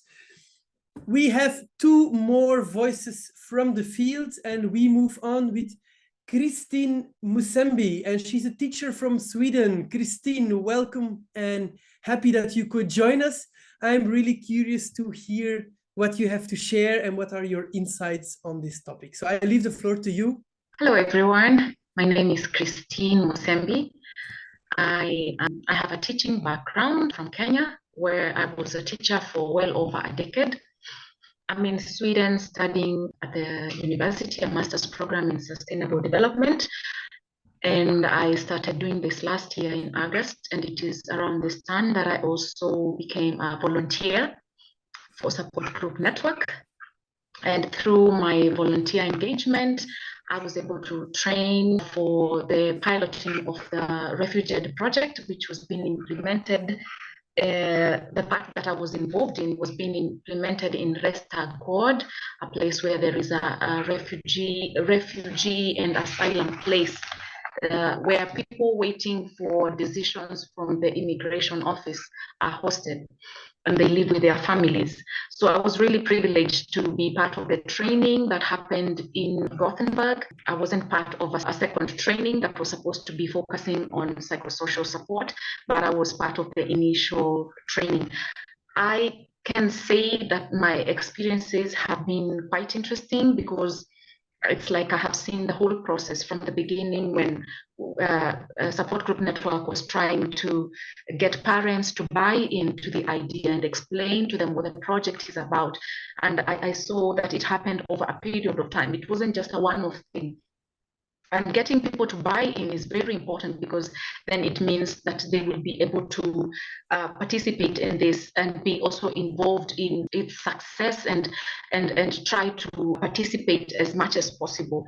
So this is something I saw especially with the children, because other times when I was in Refuge-ed for other engagements that had nothing to do with Refuge-ed, and I came across the children, they'll ask me, "Oh, is the meeting happening Thursday? Are we meeting again?" And they wanted to be reassured that we will still meet again, and they were looking forward to this. So this is a sign that they had really bought into this and they had really come to embrace it, and they wanted reassurance that it was happening and they wanted it to continue happening. And as I've mentioned, it was happening every Thursday. So after school from around in the evening after school, the children would be meeting the support group network office, and this is where the successful education activities and the dialogic gatherings were happening, and games and painting and arts and crafts and drawing and coloring. And basically, the first idea was to not make it into another school, so that if it was another school, these are small children, they would not really want to engage as much. So it was very important that it was structured in a way that it carried the message and the purpose of the project, but at the same time, it engaged children to the level that children want to be engaged and want to participate in something, because they have a really short attention span, especially after a long day in school. A child doesn't want to go to another school. They want to unwind. But at the same time, there is the purpose of this project, which is to actually create the successful education actions that can be later put together as knowledge that can be brokered to other parts of the world.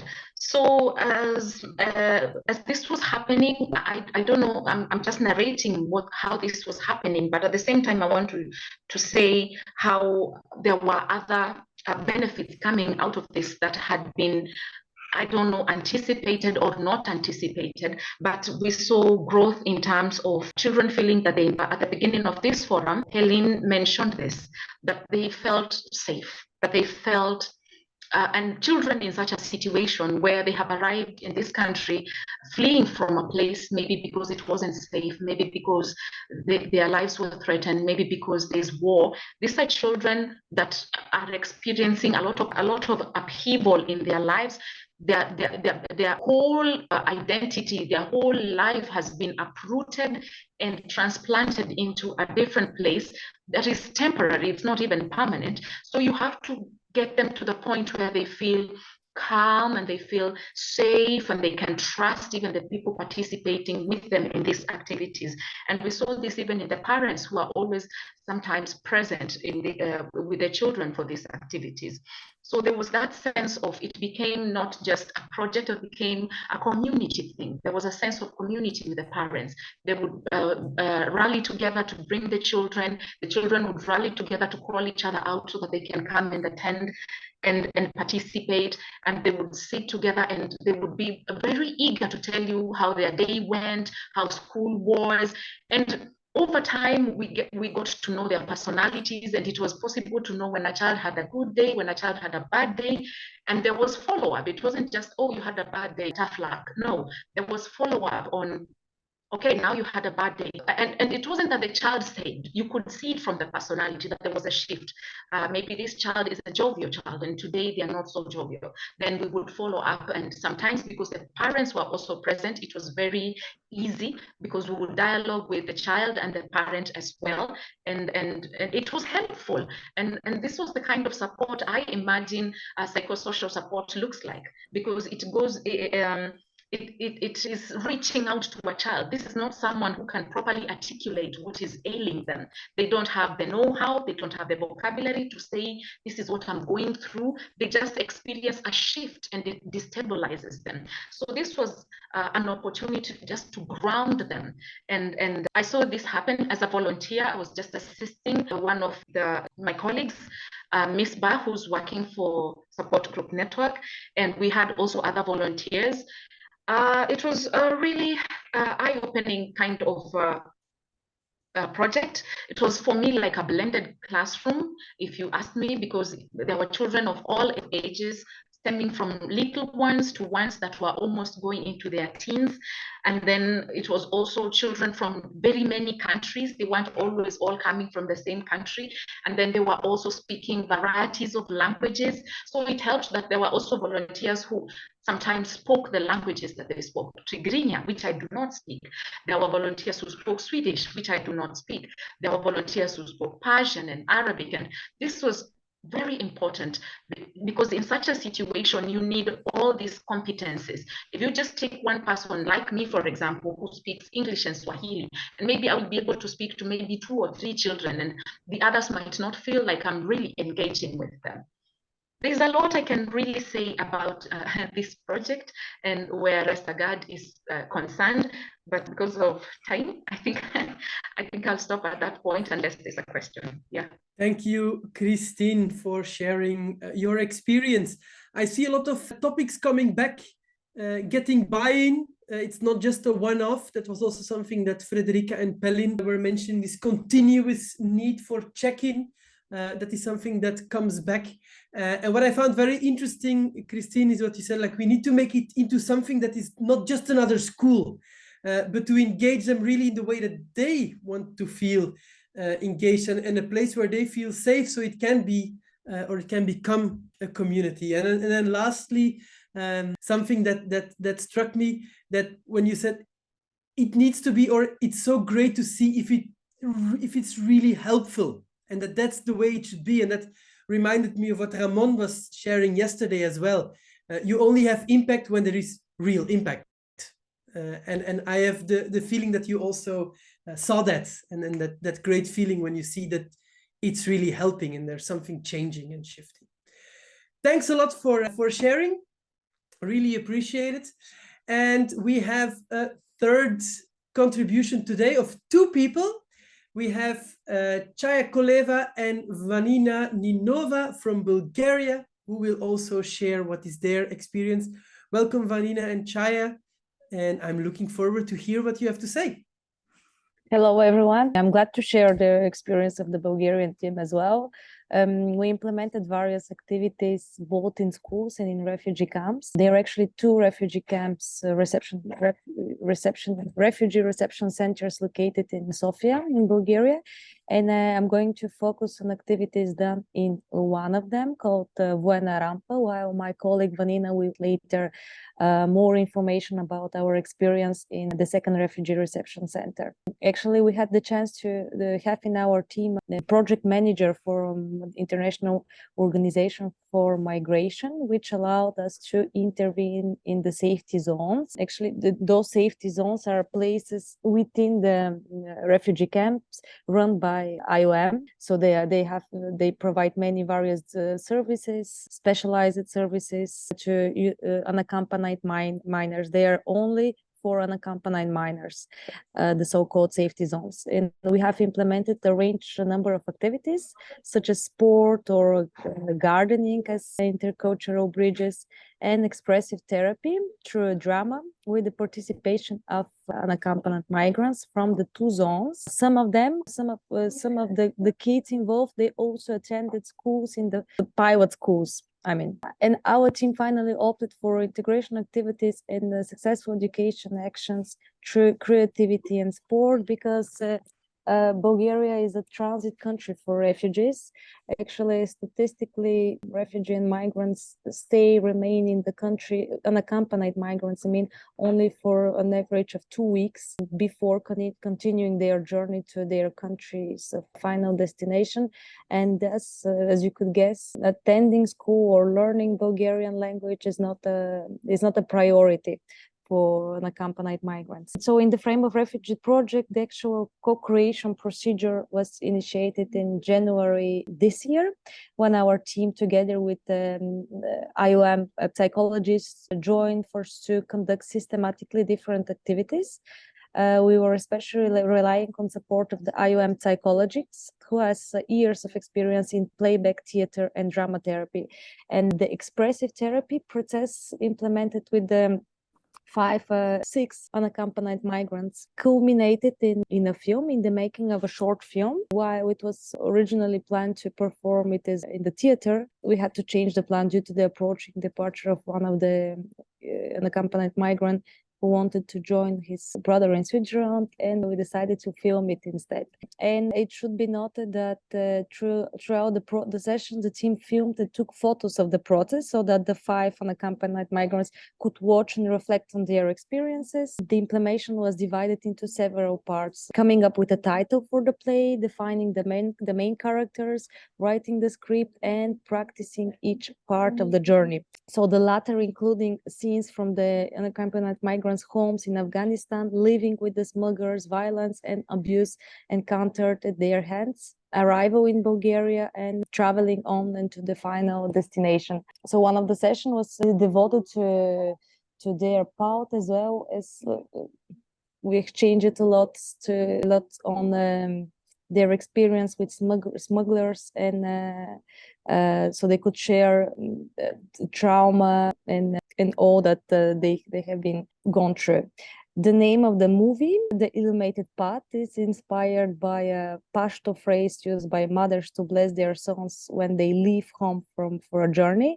And the boys shared their stories of leaving Afghanistan, a conflict-torn country, as we all know, unfortunately, and how their mothers had given them similar blessing before their departure. So actually, this was the main activity done with unaccompanied migrants in one of the refugee centers, and the experience of the team with expressive therapy showed that this type of workshop carried out over a prolonged period with a relatively small group, as I said, 5 to 6 youngers, has a beneficial impact on them because it created a safe place where they can express themselves and work through various experiences, including trauma, through creativity. Stepping into the role of storyteller gave this chance to objectivize the trauma experience, especially, and it is very important that we could rely on the experienced psychologists in this sense. Moreover, it enabled boys to expand their social role to be more spontaneous. They could actually talk in their original language because we could also work together with translators, which was very useful. And I would say that through creativity, they could really feel more at ease for this short time.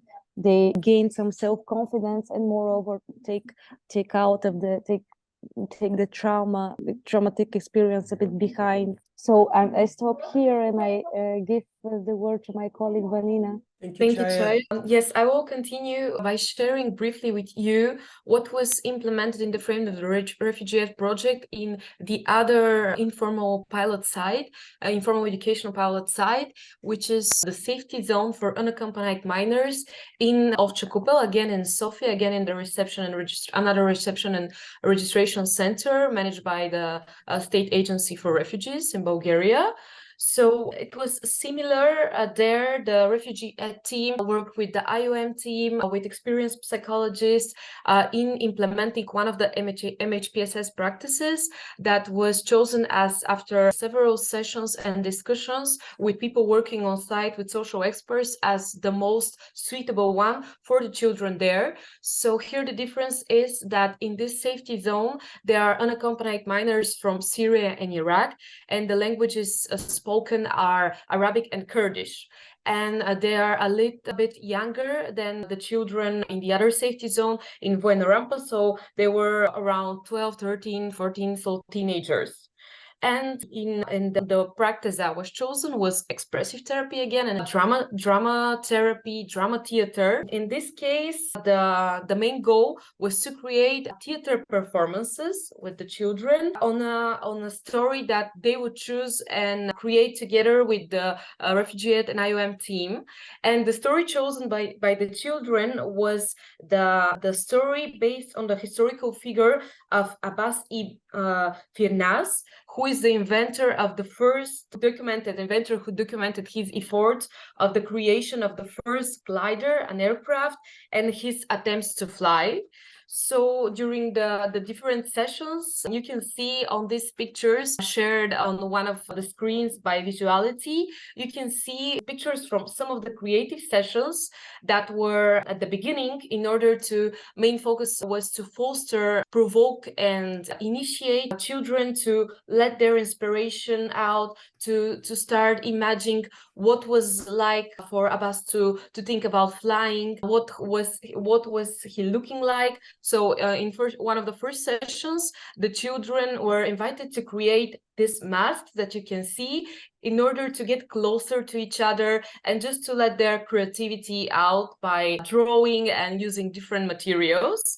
And on another photo in the middle, still on the previous one, you can see the children on a real theater stage. So we had the opportunity to bring this group that has been working through the different sessions in New Bulgarian University at the theater of the university, where they had the whole stage for them to do different theater and expressive therapy exercises. And it felt very nice, really making them feel as actors and empower them that they are able to be on a real theater stage. And also they were invited to watch theater performances by the students from New Bulgarian University. So this was a very nice exchange, who we believe that was an inspiration for them about theater. And the last thing I would like to mention is one of our most recent interventions, which is a photography workshop and photography exhibition. So it was organized by a US-based Bulgarian photographer in collaboration with the Refuge-ed project and team, with a collaboration again with IUM and with UNHCR. It was done in September this year, and it included a small group of unaccompanied minors from Syria and Iraq from this safety zone in Ovcha Kupel. It was a very interesting sessions were conducted in one of the pilot schools, where it was more about theory and the children were provided the professional cameras. There were sessions around Sofia where they really could do street photography and capture anything they wanted to see. And there were also some sessions implemented by members of the Refuge-ed team with them to foster their inspiration and their passion of what they want to capture with these cameras. And in the end, there was an opening of the exhibition. They, together with the photographer organizing the exhibition, they chose different pictures, and they were presented in a very nice art place. This is the poster of the exhibition. It was called in Bulgarian "Това, което виждам," which is translated as "what I see." This is what I see, and I wanted to show what these children see. And now this week, it's gonna happen the second opening of the exhibition in New Bulgarian University in the frame of a week organized by our team of CERMES, which is about human rights. So we're really looking forward again to show these photographs, which are really amazing. And more about the process of the whole photography workshop and the exhibition, and how the Refuge-ed team work with the children, you will be able to read very soon, and we will share in an article prepared by our colleague Nina Christova, who was working on site with the children.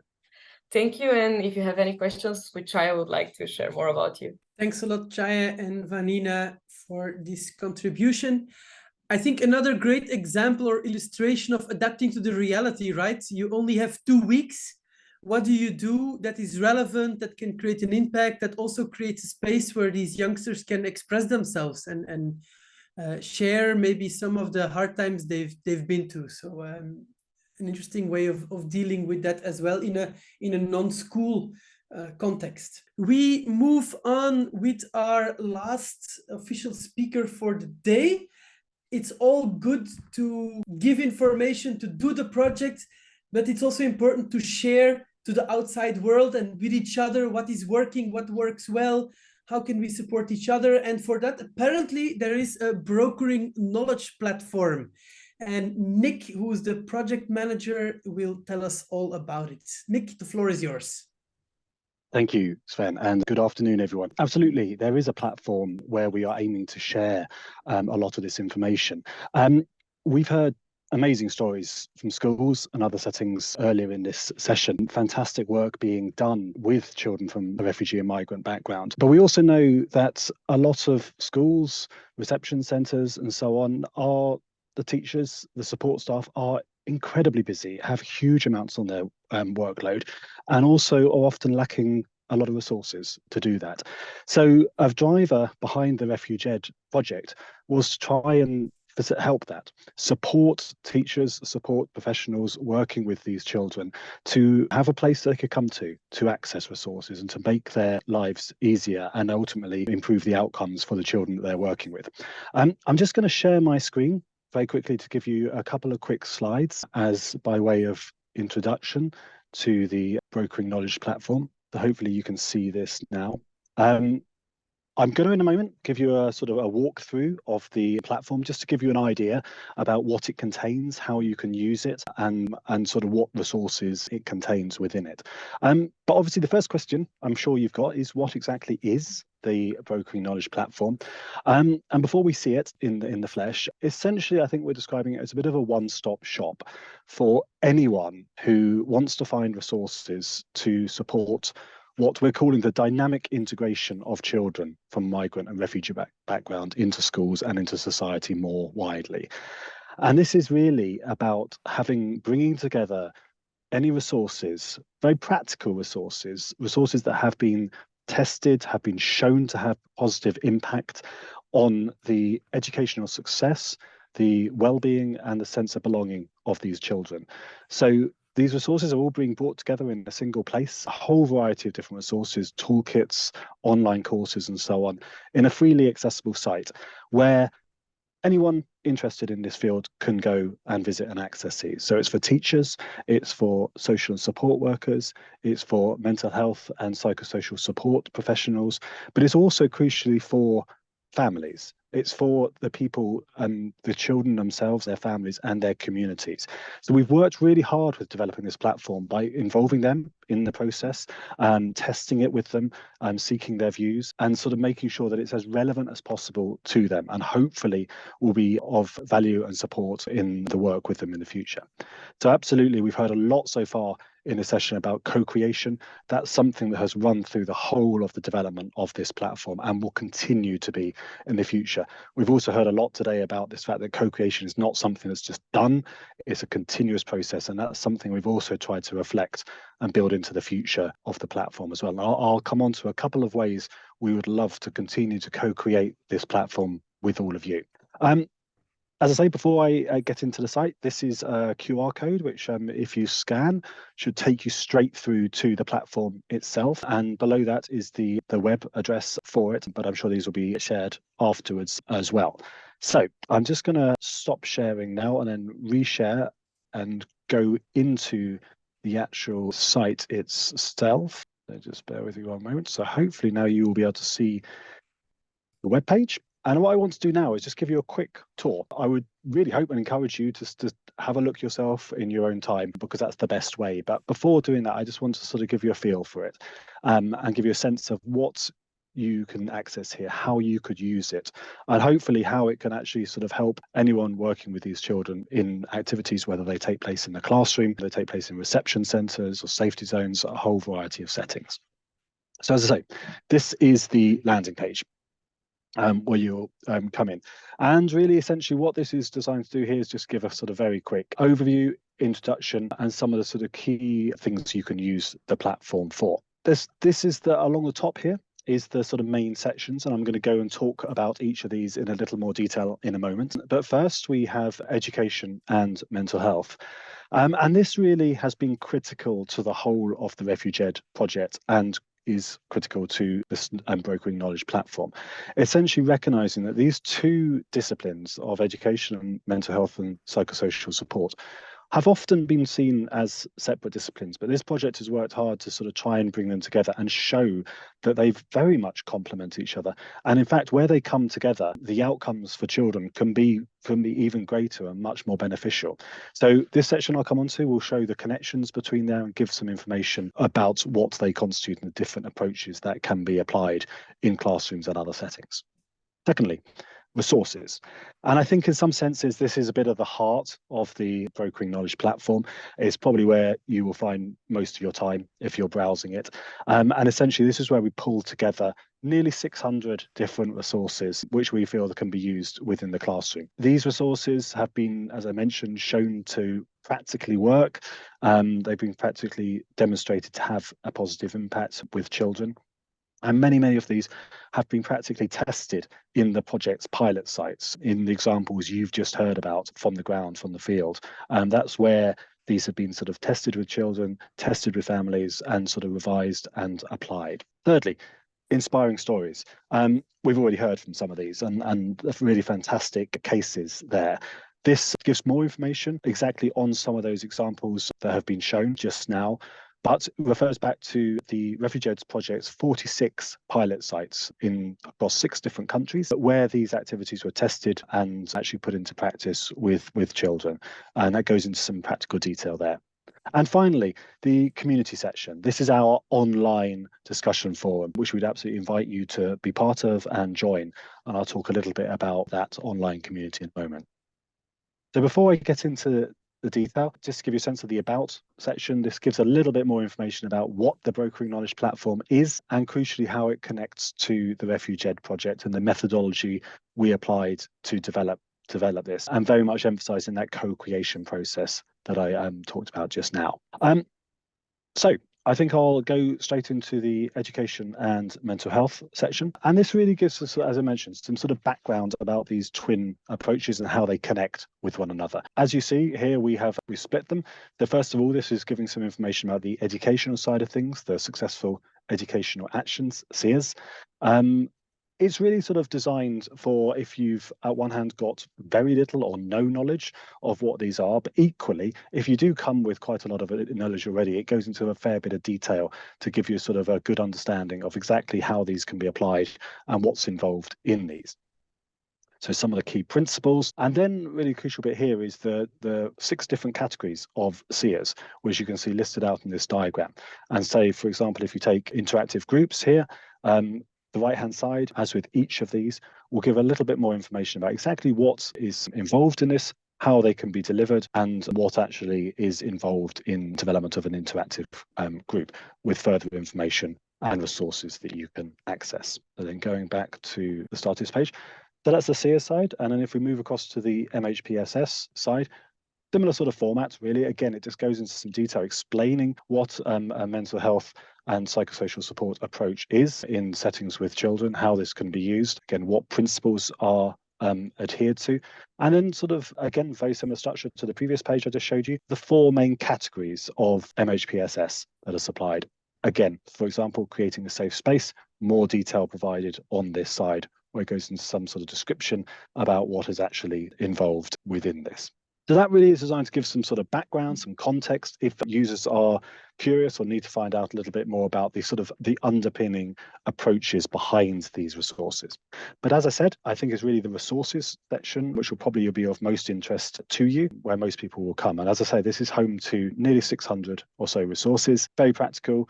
They are predominantly things like toolkits, but there's online courses, capacity building things, all free to access. Nothing is behind a paywall here, and we've made it very sort of, accessible from that basis. At the same time, I think nearly 600 resources is quite a lot, and it can be quickly overwhelming. So we've worked very hard to try and a journey through that for users, so that it could be quickly and easily possible to search, find what you're looking for if you have a sort of rough idea about the kind of theme or topics you might be interested in. And I'm just going to quickly demonstrate that now. There's 3 ways we've set this up that you can search for things. The first is here. What are you interested in? And we have created a number of sort of pathways through, I think, based on this. And this could be things like that you are particularly interested in how to prepare for the delivery and implementation of a SEA or MHPSS activity. It might be that you're more interested in actually knowing how to involve members of the community, or equally, how you want to measure and evaluate the impact of an activity. So by clicking on one of these, for example, it will then sort of draw out anything that has been tagged about preparation, for example. Still quite a lot in there, 70 resources here, but obviously it narrows it down slightly from the original 600 in there. So that is one way coming in here, and see that. The second way is a more detailed approach. I think sort of every single resource in here has been tagged appropriately to a number of different tags which have then fed into this search. So for example, if we were saying we are particularly interested in MHPSS activities today, that we would click that. And moving further down, the intended audience, expand this, and we can say that we might be interested in resources particularly targeted at teachers and educators, and then scrolling down further, and this will then be a number of different type of documents that are included within this. So you can see toolkits and stuff, but if we, for example, selected an offline course, something you could download and deliver without internet access, we click this, and then moving down further, select language. We've worked quite hard with this, with communities, with partners, to make sure that this is not an entirely English-dominated site. The platform, as you see, obviously is in English, but it is fully compatible with Google Translate. But we've actually got a very large number of resources in here in multiple different languages across all of our European partners and more, but also in the languages of origin of these children. I mean, for example, we've got more than 70 resources in Arabic on the platform. So that's something we've been keen to sort of develop. But this webinar today is in English. So if we were to select English resources, for example, and then see what we get. So here, that's narrowed it down. Nearly 600 resources has gone down to 6 in this instance. And you can see this is the high level which will be displayed. And if we were just to pick one, go into more detail to view what is in here, this is the information a user you would get, essentially. You can see the different tags that this has been allocated, some details here, the language, the type of resource, the publisher, and when it was published, and so on, and a very brief high-level description. But the bit you're probably interested in is the web link, which will then take you straight through to the actual publication itself, which you can download. Then we're going through to the organization's website itself. So that is how you sort of find things. The second method is going to take you back and show you the third approach, which is much more of just of a traditional search one. You can see there's a search toolbar here. And if we just, for example, we've got a number of resources around psychological first aid, PFA for short. So if we just typed in PFA here and did a search, again, we get 9 resources coming back. And again, when you go into these, similar format to before, with some of the categories and the web link taking you straight through the application. So that's the resources on there. But going back to that point about the fact that this is a co-created space and continuing to develop, we want people, and all the users and all of you, to submit new resources. We know we've made a real effort to try and get as many as possible on here, but we know that's not exhaustive. We know that new resources come online all the time, and we know that we may have missed something. So we would really encourage you, when you're looking at this, if you think, actually, I know of something that is useful, but I can't see it on here, submit the new resource, help co-create this platform long into the future. And that will come through to us. A group of reviewers will take a look at it, and we'll add it to the platform if we think it fits and complements in there. So that's resources. And now just moving on to inspiring stories. As I mentioned, this is very much the practical case studies of the pilot sites, the 46 pilot sites where things were practically tested with communities in schools, in reception centres and other settings. And what you'll see here is essentially categorization. You can search a little bit here around these, and then all of the individual case studies listed. So if we've heard from Sweden earlier today, so if we were to pick a reception centre here in Sweden and take a look at this, this is the kind of information you will receive, some sort of description about what happened, focusing very much on impact, what can be shown, the difference it's had with the children. And crucially, we wanted this to be a learning space. So actually sort of pulling out the learning, the recommendations, and also being quite honest about, what did work, but also what might have been done differently. What were some of the challenges here? And then there's ability to follow up with the people that have been involved with this and take a look at the website, which describes a little more detail. So hopefully these case studies here will give a sort of practical feeling. This is what it looks like on the ground, and be a bit of a sort of inspiration for actually, giving people a feeling that they can put this into practice and it can be delivered and apply these tools and what difference it can make. Finally, I just wanted to go into the community section. And as I mentioned, this has been a sort of community of practice, essentially. We wanted to create a space where people can come together online and discuss these topics, share good practice, ask questions, discuss challenges in a safe space. So it is a closed community. It's free to join, but you can see up here at the top, this is where you register. And it just asks for a few simple details, but we do want to sort of run through sort of why someone wants to join to make sure that we are keeping a sort of a good community within this. It's a moderated space in design that we want this to be safe and sort of obviously protection from any sort of online abuse or anything like that. But we would love you to be part of this, very much invite you to join and be part of the community. And we've structured it really around 4 different forums here. Firstly, a general one, if you've just got a sort of general discussion point around the implementation of SEAs or MHPSS activities or general work with this group of children. Secondly, if you're preparing for some of these activities, you're sort of setting things up in place.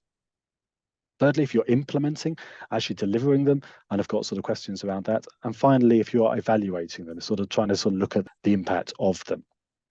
And for example, if you go into these, you can see these are the kind of questions that would be posed within here, and you can quickly start a topic here. Very easy to use. This has been a comprehensively tested with users to try and sort of iron out difficulties and stuff. So hopefully quite easy to use for people. You do need to be a member to register before you can comment within the platform about that. But really would love you to be part of it. And again, this fits within this. It is very much a community space, very much something that is co-created long into the future. So I think I'm going to stop there. That has hopefully given you a very, very quick tour of what is in the platform, what it's the support, hopefully, I think it can provide to teachers, to others, to families of the children themselves, and hopefully sort of help improve the positive outcomes for children here. But please do take a look. Please do continue to engage with it. We'd love you to be part of the community online. We'd love you to submit resources, and we'd love to hear from you about sort of both things that you like about the platform, but things you think could be improved. But thank you so much, and I hope you enjoy looking around the platform. Thank you. Thanks a lot, Nick. Co-creation is definitely the magic word in this project. I see it and I hear it popping up everywhere, also with the development and the continuous development of this platform. We have some time left, so if there are any questions or comments for Nick, he was just inviting us to open the conversation about that. There is a Q&A section on the bottom of your screen. So if you have any questions about the platform, things you want to mention, now is the time. You can type your question in the Q&A section, and then we will appear it and I will be able to address it to Nick. So anybody can join the platform. Nick, what if I'm not an educator? What's in it for me? I'm just a regular citizen in Brussels. Is there something interesting for me to find there as well? And if so, what? Yeah, I mean, I think this platform very much is designed to be open to as many people as possible. I mean, I think it's first and foremost, it is designed for people who are at some level working with or supporting children from this background. But equally, I think we have targeted some of this at sort of policymakers. We would love people in Brussels to be engaged with this as well. There is sections on here about sort of the academic articles which talk about the impact that some of these approaches can have and the importance of supporting children in this way. So we have also tried with this project to try and influence policy at the highest level. We launched this platform in the European Parliament in Brussels at the start of November and had a great reception there. So I think we're sort of keen there. But I think practically, this is really targeted at the people who are working with, but that's also open to families. Absolutely. They're part of the process as well. Yeah, great. Yeah, I mean, it's a lot of tools. So we have a good question here from Laura. Well, at least I think it's a good question. You can judge yourself, obviously. How will the quality of the resources to be submitted be guaranteed? Can I just drop there whatever I have, or is there some kind of quality check? Yeah, really good question. You can submit whatever you like to it, and it will automatically come through us. We have a review panel made up of experts from the project representing both the SEA and the MHPSS side. And we've got quite a process that we go through, making sure that it's has been shown to have impact, that it's relevant, that it's freely available, things like that. If we feel that as a group that it meets that criteria, we will upload it and confirm with the person who submitted it. If we don't feel that it does meet that for one reason or another, we will obviously communicate with the person who uploaded it and let them know. But we do really want to make sure that a user of this platform can really be sure of the quality of everything on there, that it's been shown to be tried and tested and works. Yeah, okay, thank you. Laura, I hope that was an answer to your question. Are there any other questions? I was going to say, speak now or forever hold your peace, but I don't think that's the case. In this situation, I'm sure Nick is open to questions also after this forum.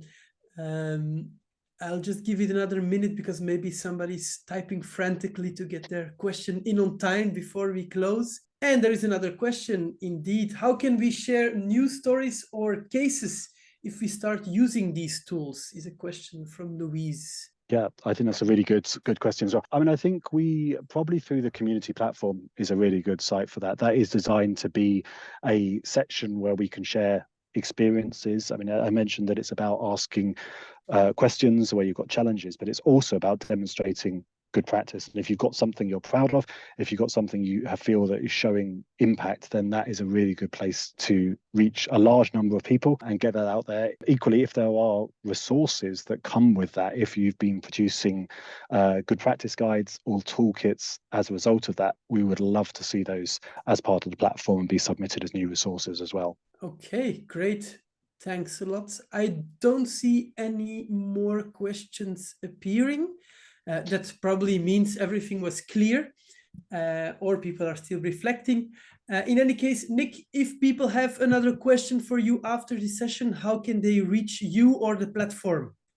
Can they just go there and drop their question? Yes, there is you can contemplate. There's further information at the bottom. I will share my details, my email in the chat. So I would love to hear from you directly as well if you've got any thoughts, comments, reflections on the platform. But there is a part in the platform you'll see where you can find out for more information or share your thoughts. Great, thanks a lot. It seems to be a very well developed and thought through platform. Well done there. I see a lot of platforms that in Dutch we say where a cat wouldn't find its own young. I don't know if you can translate this in English like this, but in Dutch, that's how we would say it. I guess it's clear enough. And that brings us to the end of our second day. And I would like to give the floor to Teresa Sorte-Martí to share with us some closing remarks, some overview and review of the last 2 interesting days. Teresa, the floor is yours. Thank you, Sven. I have some connection trouble, so I will start with my camera, but if I freeze, I will shut it down. So it is a real pleasure to reach the conclusion with all of you. Today, we have now finished this online forum, Fostering Academic Success and Wellbeing for Refugee Children in Europe. It is really amazing to witness all the stories and contributions from both the consortium, but also from the powerful testimonies that we have heard from yesterday, today. I remember yesterday Federica, a teacher in a high school in Palermo, sharing how the dialogic literary gatherings contributed to the school living together, or Tracy, the teacher in Joyce, in the north part of Dublin, sharing her experience and showing us even some activities that she used. Mohamed, originally from Algeria, and Angelbert from Venezuela, from the high school Alfonso II from Oviedo, who explained and shared how they solved their conflicts in the classroom. And today, many other voices, Lambrini from Athens, talking about the improvements in language skills and how the classroom came to be a close-knit community. Or Christine, that I met in the training that happened in Sweden, a teacher volunteer from Restagard, how children were asking when they will be back to the activities. And finally, Chaya and Vanina sharing the testimonies and the stories, the wonderful stories in the safe zones, and how they use the power of stories and accompanied minors in the Bulgarian context. So these are all wonderful and amazing examples of the social impact that we have already achieved. And this has been also come with many reflections and many insights yesterday from Greece, from Ellie and from Tiziana, and also today from the fireside chat, which has been really amazing, by Fred and Pelin.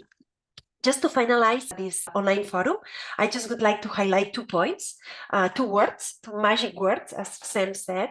The first one is science, as it is key to advance the socio-educational inclusion of refugee and migrant children. We need science to work towards the Sustainable Development Goals, or even to achieve and to make a reality human rights.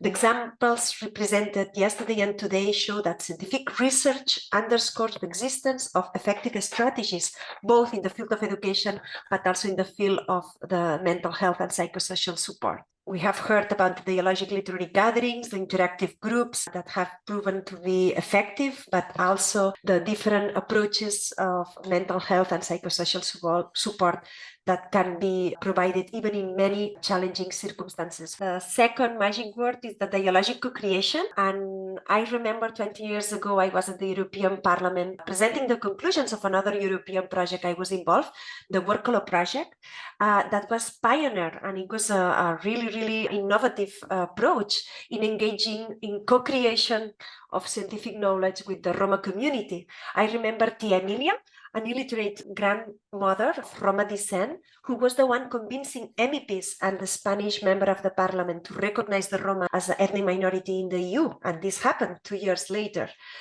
No one was talking about dialoguing with the Roma, neither with migrants, neither with refugees, with community members back then.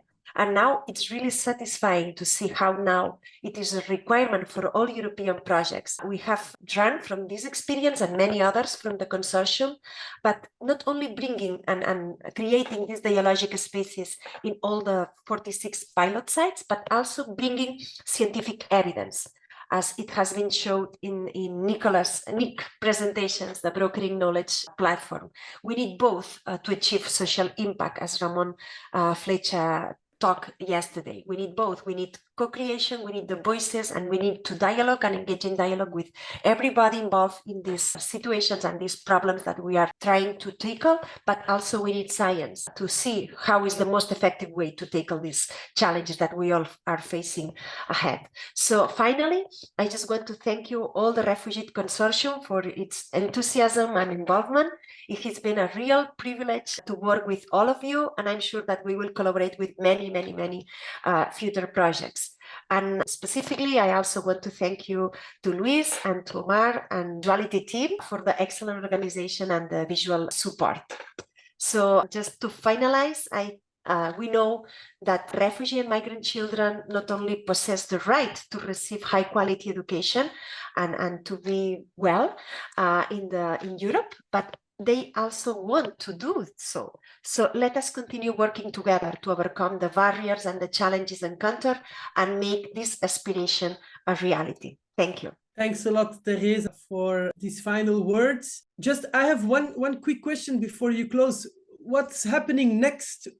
Where can people find the graphic recordings or maybe a recording of these videos? Just shortly for people to know. The plan is to upload them in the website, but also to distribute in our social media accounts. So people will enjoy Joyce's creations that we can see and that they have been with us for the 2 days. And it's a different way to communicate our message and our work. So it will be a valuable resource for us. Fantastic. Thanks a lot. Don't forget to use the hashtags, #Refugee-ed, #Successful Educational Actions, and #MHPSS. Thanks a lot for joining. Thanks a lot for listening. Thanks a lot for inspiring contributions, and see you around somewhere in Europe. And good luck with all the rest of your projects. Bye-bye.